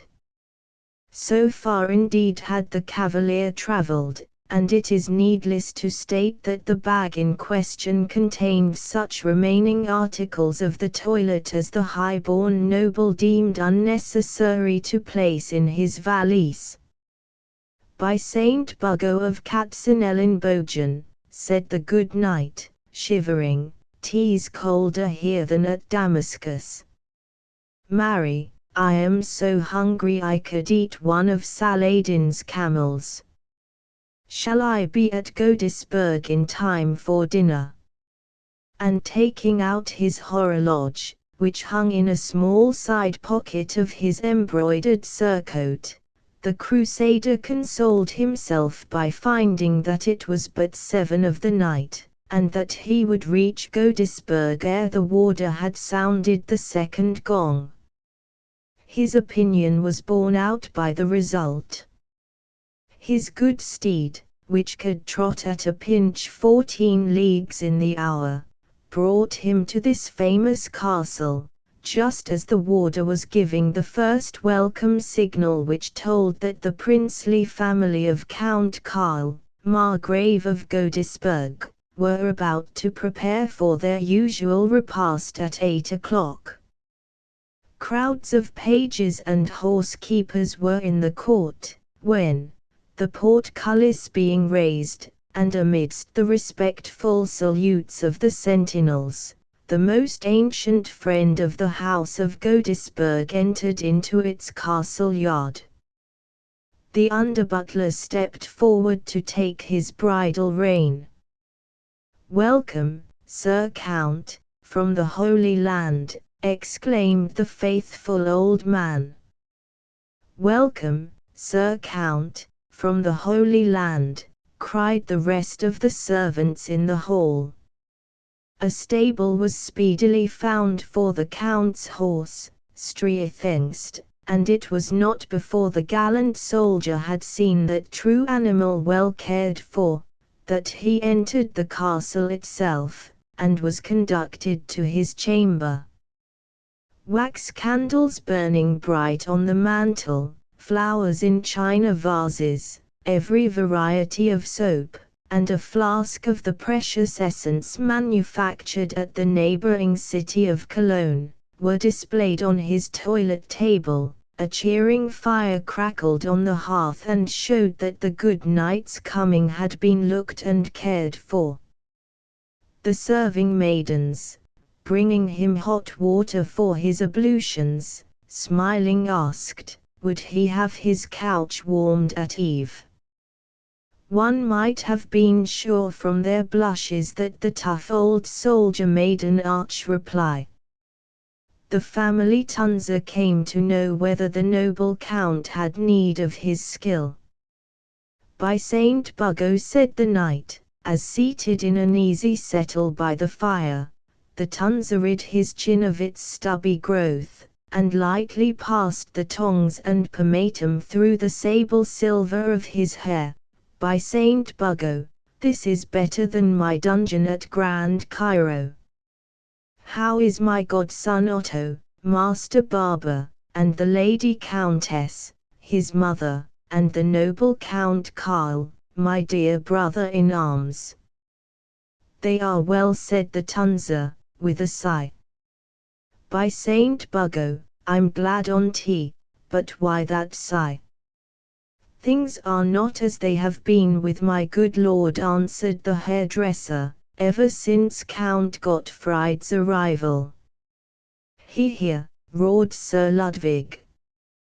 "Good never came where Gottfried was, and the while he donned a pair of silken hose, that showed admirably the proportions of his lower limbs, and exchanged his coat of mail for the spotless vest and black surcoat collared with velvet of Genoa, which was the fitting costume for night in Lady's Bower. The knight entered into a conversation with the barber, who explained to him, with the usual garrulousness of his tribe, what was the present position of the noble family of Godesberg. This will be narrated in the next chapter. Chapter 2. The Godesbergers. 'Tis needless to state that the gallant warrior Ludwig of Homburg found in the bosom of his friend's family a cordial welcome. The brother-in-arms of the Margrave Karl, he was the esteemed friend of the Margravine, the exalted and beautiful Theodora of Bopham, and, albeit no theologian, and although the first princes of Christendom coveted such an honor, he was selected to stand as sponsor for the Margrave's son Otto, the only child of his house. It was now 17 years since the Count and Countess had been united, and although heaven had not blessed their couch with more than one child, it may be said of that one that it was a prize, and that surely never lighted on the earth a more delightful vision. When Count Ludwig, hastening to the holy wars, had quitted his beloved godchild, he had left him a boy, He now found him, as the latter rushed into his arms, grown to be one of the finest young men in Germany, tall and excessively graceful in proportion, with the blush of health mantling upon his cheek, that was likewise adorned with the first down of manhood, and with magnificent golden ringlets, such as a Roland might envy, curling over his brow and his shoulders. His eyes alternately beamed with the fire of daring, or melted with the moist glance of benevolence. Well might a mother be proud of such a boy. Well might the brave Ludwig exclaim, as he clasped the youth to his breast, "By Saint Buggo of Katzenellenbogen, Otto, thou art fit to be one of Coeur de Lion's grenadiers," and it was the fact. The child of Godesberg measured 6 feet 3. He was habited for the evening meal in the costly, though simple attire of the nobleman of the period, and his costume a good deal resembled that of the old knight whose toilet we have just described, with the difference of color, however. The pourpoint worn by young Otto of Godesberg was of blue, handsomely decorated with buttons of carved and embossed gold. His haute de chausses, or leggings, were of the stuff of Nanquin, then brought by the Lombard argosies at an immense price from China. The neighboring country of Holland had supplied his wrists and bosom with the most costly laces, and thus attired, with an opera hat placed on one side of his head, ornamented with a single flower, that brilliant one, the tulip, the boy rushed into his godfather's dressing room, and warned him that the banquet was ready. It was indeed. A frown had gathered on the dark brows of the Lady Theodora, and her bosom heaved with an emotion akin to indignation, for she feared lest the soups in the refectory and the splendid fish now smoking there were getting cold. She feared not for herself, but for her lord's sake. Godesberg, whispered she to Count Ludwig, as trembling on his arm they descended from the drawing-room, Godesberg is sadly changed of late. By Saint Buggo, said the burly knight, starting, these are the very words the barber spake. The lady heaved a sigh, and placed herself before the soup tureen. For some time the good knight Ludwig of Homburg was too much occupied in ladling out the forced meatballs and rich calf's head of which the delicious pottage was formed, in ladling them out, did we say, marry, and in eating them, to look at his brother-in-arms at the bottom of the table, where he sat with his son on his left hand, and the Baron Gottfried on his right. The Margrave was indeed changed. By Saint Buggo, whispered Ludwig to the Countess, your husband is as surly as a bear that hath been wounded o' the head. Tears falling into her soup plate were her only reply. The soup, the turbot, the haunch of mutton, Count Ludwig remarked that the Margrave sent all away untasted. The bateller will serve ye with wine, Homburg, said the Margrave gloomily from the end of the table, not even an invitation to drink. How different was this from the old times! But when in compliance with this order the bateller proceeded to hand round the mantling vintage of the Cape to the assembled party, and to fill young Otto's goblet, which the latter held up with the eagerness of youth, the Margrave's rage knew no bounds. He rushed at his son, he dashed the wine cup over his spotless vest, and giving him 3 or 4 heavy blows which would have knocked down a Bonosus, but only caused the young child to blush, you take wine, roared out the Margrave, You dare to help yourself? Who time DVL gave you leave to help yourself? And the terrible blows were reiterated over the delicate ears of the boy. Ludwig! Ludwig! Shrieked the Margravine. Hold your prate, madam, roared the prince. By Saint Bufo, mayn't he a father beat his own child? His own child, repeated the Margrave with a burst, almost a shriek of indescribable agony. Ah, what did I say? Sir Ludwig looked about him in amaze. Sir Gottfried, at the Margrave's right hand, smiled ghastily. The young Otto was too much agitated by the recent conflict to wear any expression but that of extreme discomfiture. But the poor Margravine turned her head aside and blushed, red almost as the lobster which flanked the turbot before her. In those rude old times, 'tis known such table quarrels were by no means unusual amongst gallant knights, and Ludwig, who had oft seen the Margrave cast a leg of mutton at an offending servitor, or empty a sauce-boat in the direction of the Margravine, thought this was but one of the usual outbreaks of his worthy though irascible friend, and wisely determined to change the converse. "How is my friend?" said he, "the good knight, Sir Hildebrand?" "By Saint Bufo, this is too much," screamed the Margrave, and actually rushed from time room. "By Saint Buggo," said his friend, "gallant knights, gentle sirs, what ails my good Lord Margrave?" "Perhaps his nose bleeds," said Gottfried, with a sneer. "Ah, my kind friend," said the Margravine with uncontrollable emotion, "I fear some of you have passed from the frying pan into the fire." And making the signal of departure to the ladies, they rose and retired to coffee in the drawing room. The Margrave presently came back again, somewhat more collected than he had been. "Otto," he said sternly, "go join the ladies. It becomes not a young boy to remain in the company of gallant knights after dinner."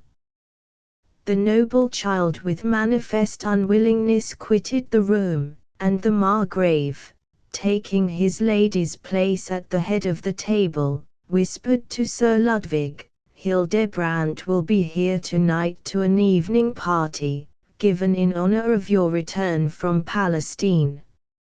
My good friend, my true friend, my old companion in arms, Sir Gottfried. You had best see that the fiddlers be not drunk, and that the crumpets be gotten ready." Sir Gottfried, obsequiously taking his patron's hint, bowed and left the room. "You shall know all soon, dear Ludwig," said the Margrave, with a heart-rending look. "You marked Gottfried, who left the room anon?" "I did." "You look incredulous concerning his worth, but I tell thee, Ludwig, that yonder Gottfried is a good fellow, and my fast friend." "Why should he not be?" "He is my near relation, heir to my property. Should I," here the Margrave's countenance assumed its former expression of excruciating agony, "should I have no son?" "But I never saw the boy in better health," replied Sir Ludwig. "Nevertheless, it may chance that I shall soon have no son." The Margrave had crushed many a cup of wine during dinner, and Sir Ludwig thought naturally that his gallant friend had drunken rather deeply. He proceeded in this respect to imitate him, for the stern soldier of those days neither shrunk before the paynim nor the punch bowl, And many a rousing night had our Crusader enjoyed in Syria with lion-hearted Richard, with his coadjutor, Godfrey of Bouillon, nay, with the dauntless Saladin himself. "You knew Gottfried in Palestine?" asked the Margrave. "I did." "Why did ye not greet him then, as ancient comrades should, with the warm grasp of friendship?" "It is not because Sir Gottfried is poor. You know well that he is of race as noble as thine own, my early friend." "I care not for his race nor for his poverty," replied the blunt Crusader. "What says the Minnesänger?" "Marry, that the rank is but the stamp of the guinea, the man is the gold. And I tell thee, Karl of Godesberg, that yonder Gottfried is base metal. By Saint Bufo, thou beliest him, dear Ludwig. By Saint Buggo, dear Karl, I say sooth." The fellow was known i' the camp of the Crusaders, disreputably known. Ere he joined us in Palestine, he had sojourned in Constantinople, and learned the arts of the Greek. He is a cogger of dice, I tell thee, a chanter of horse flesh. He won 5,000 marks from bluff Richard of England the night before the storming of Ascalon, and I caught him with false trumps in his pocket. He warranted a bay mare to Conrad of Montserrat, and the rogue had fired her. "Ha, mean ye that Sir Gottfried is a leg?" cried Sir Karl, knitting his brows. "Now, by my blessed patron, Saint Bufo of Bonn, had any other but Ludwig of Homburg so said, I would have cloven him from skull to chine. By Saint Buggo of Katzenelnbogen, I will prove my words on Sir Gottfried's body, not on thine, old brother in arms. And to do the knave justice, he is a good lance. Holy Buggo! But he did good service at Acre. But his character was such that, spite of his bravery, he was dismissed the army, nor even allowed to sell his captain's commission." "I have heard of it," said the Margrave, "Gottfried hath told me of it. 'Twas about some silly quarrel over the wine cup, a mere silly jape, believe me. Hugo de Broedinel would have no black bottle on the board. Gottfried was wroth, and to say sooth, flung the black bottle at the county's head. Hence his dismission and abrupt return."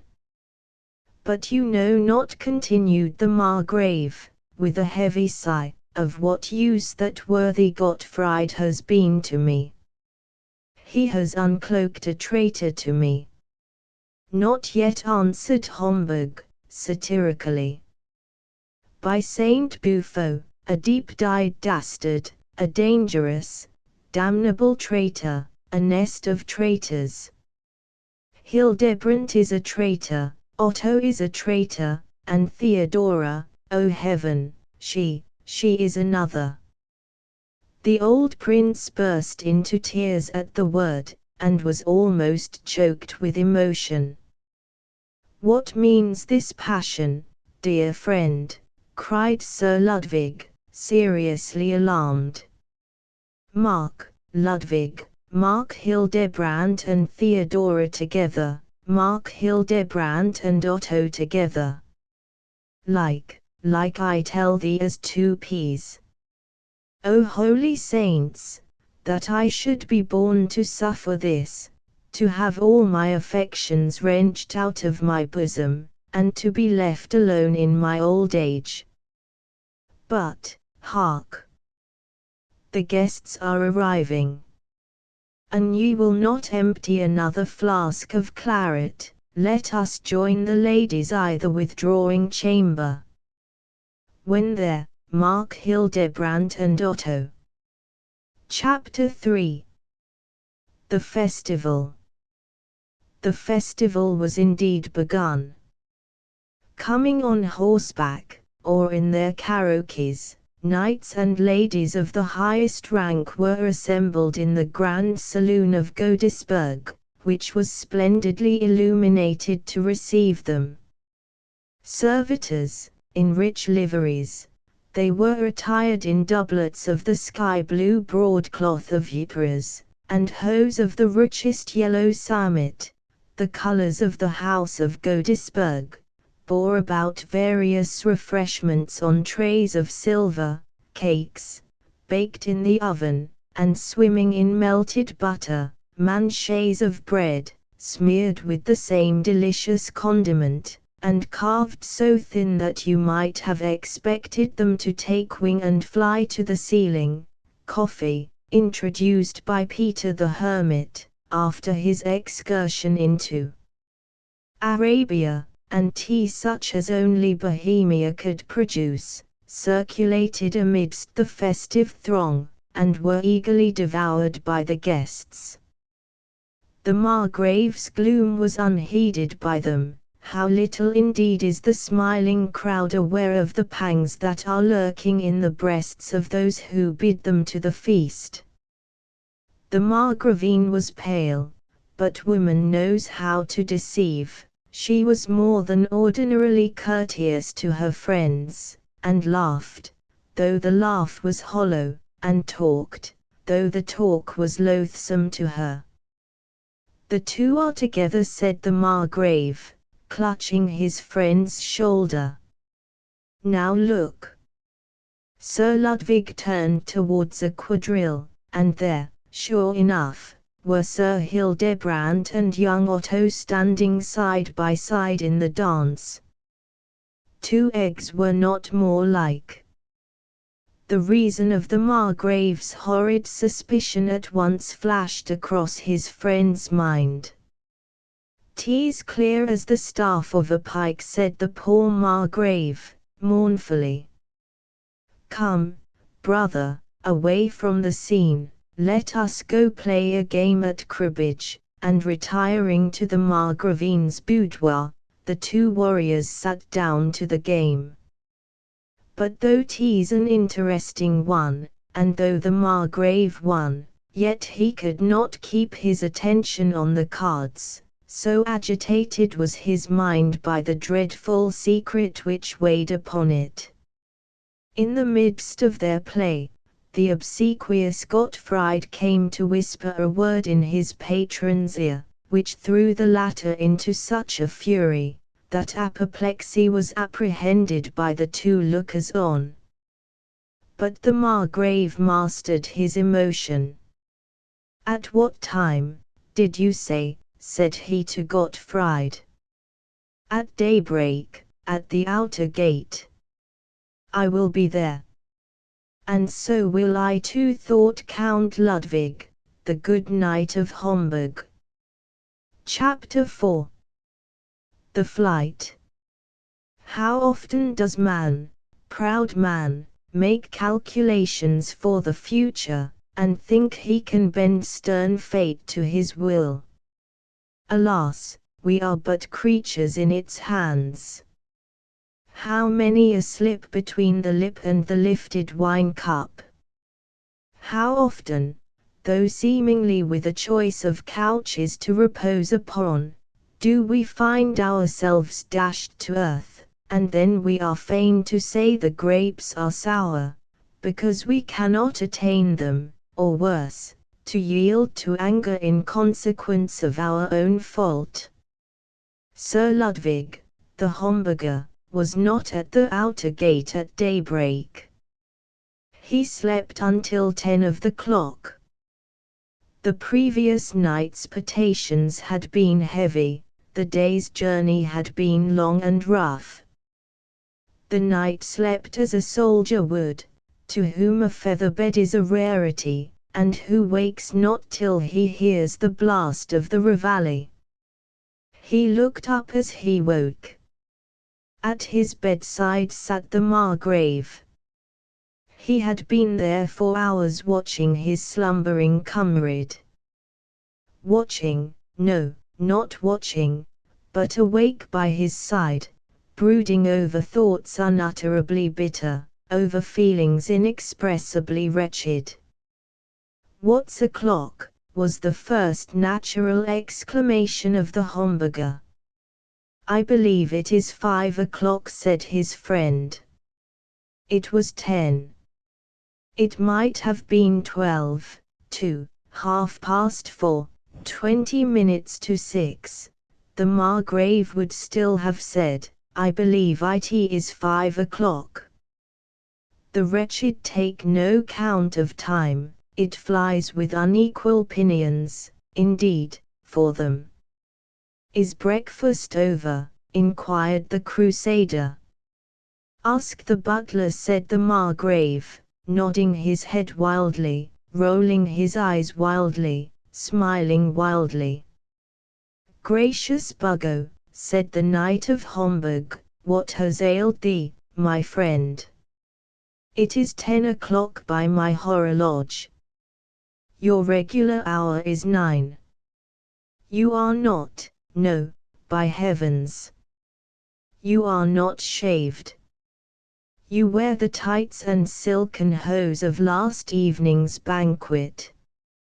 Your collar is all rumpled, 'tis that of yesterday. You have not been to bed. What has chanced, brother of mine, what has chanced?" "A common chance, Louis of Homburg," said the Margrave, "one that chances every day. A false woman, a false friend, a broken heart. This has chanced. I have not been to bed." "What mean ye?" cried Count Ludwig, deeply affected.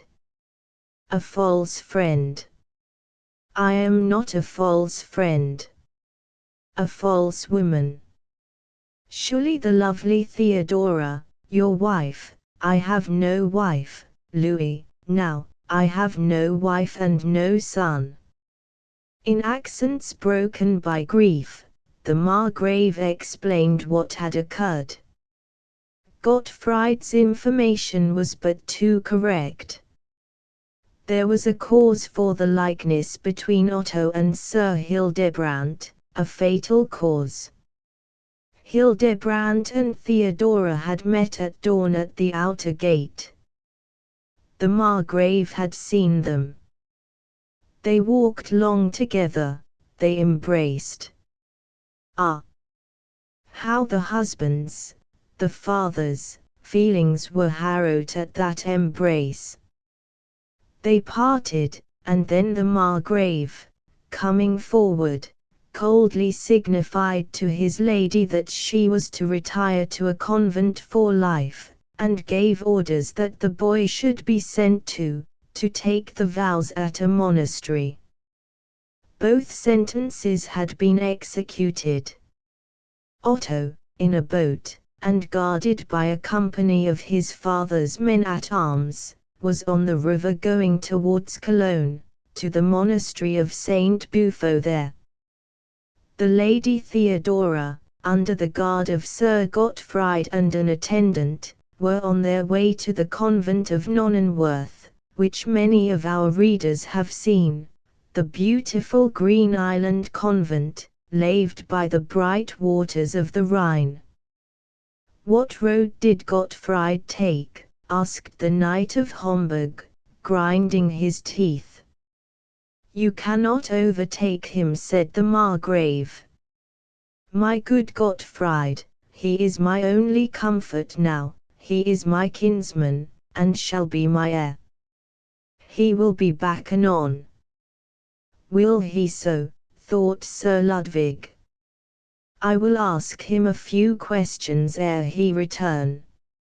And springing from his couch, he began forthwith to put on his usual morning dress of complete armor, and, after a hasty ablution, donned, not his cap of maintenance, but his helmet of battle. He rang the bell violently. "A cup of coffee," straight said he, to the servitor who answered the summons. "Bid the cook pack me a sausage and bread in paper, and the groom saddle thengst, we have far to ride." The various orders were obeyed. The horse was brought, the refreshments disposed of. The clattering steps of the departing steed were heard in the courtyard, but the Margrave took no notice of his friend, and sat, plunged in silent grief, quite motionless by the empty bedside. Chapter V. The Traitor's Doom. The Homburger led his horse down the winding path which conducts from the hill and castle of Godesberg into the beautiful green plain below. Who has not seen that lovely plain, and who that has seen it has not loved it? 1,000 sunny vineyards and cornfields stretch around in peaceful luxuriance, the mighty Rhine floats by it in silver magnificence, and on the opposite bank rise the 7 mountains robed in majestic purple, the monarchs of the royal scene. A pleasing poet, Lord Byron, in describing this very scene, has mentioned that peasant girls, with dark blue eyes, and hands that offer cake and wine are perpetually crowding round the traveller in this delicious district, and proffering to him their rustic presents. This was no doubt the case in former days, when the noble bard wrote his elegant poems, in the happy ancient days, when maidens were as yet generous, and men kindly. Now the degenerate peasantry of the district are much more inclined to ask than to give, and their blue eyes seem to have disappeared with their generosity. But as it was a long time ago that the events of our story occurred, 'tis probable that the good knight Ludwig of Homburg was greeted upon his path by this fascinating peasantry, though we know not how he accepted their welcome.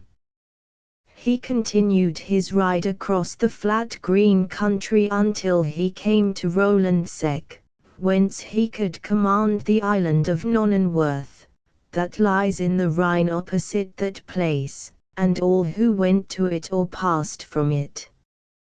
Over the entrance of a little cavern in one of the rocks hanging above the Rhine stream at Rolandseck, and covered with odoriferous cactuses and silvery magnolias, the traveller of the present day may perceive a rude broken image of a saint. That image represented the venerable Saint Bufo of Bonn, the patron of the Margrave, and Sir Ludwig, kneeling on the green sward, and reciting a censer, an Ave, and a couple of acolytes before it, felt encouraged to think that the deed he meditated was about to be performed under the very eyes of his friend's sanctified patron. His devotion done, and the knight of those days was as pious as he was brave, Sir Ludwig, the gallant Homburger, exclaimed with a loud voice, "Ho, hermit, holy hermit, art thou in thy cell? Who calls the poor servant of heaven and Saint Bufo?" exclaimed a voice from the cavern, and presently, from beneath the wreaths of geranium and magnolia, appeared an intensely venerable, ancient, and majestic head. 'Twas that, we need not say, of Saint Bufo's solitary. A silver beard hanging to his knees gave his person an appearance of great respectability. His body was robed in simple brown serge, and girt with a knotted cord. His ancient feet were only defended from the prickles and stones by the rudest sandals, and his bald and polished head was bare. "Holy hermit," said the knight, in a grave voice, "make ready thy ministry, for there is some one about to die." "Where, son?" "Here, father." "Is he here?" now. Perhaps, said the stout warrior, crossing himself, but not so if right prevail. At this moment he caught sight of a ferryboat putting off from Nonnenworth, with a knight on board. Ludwig knew at once, by the sinople reversed and the truncated gules on his surcoat, that it was Sir Gottfried of Godesberg. "Be ready, father," said the good knight, pointing towards the advancing boat, and waving his hand by way of respect to the reverend hermit. Without a further word, he vaulted into his saddle, and rode back for a few score of paces, when he wheeled round, and remained steady. His great lance and pennon rose in the air. His armor glistened in the sun, the chest and head of his battle horse were similarly covered with steel.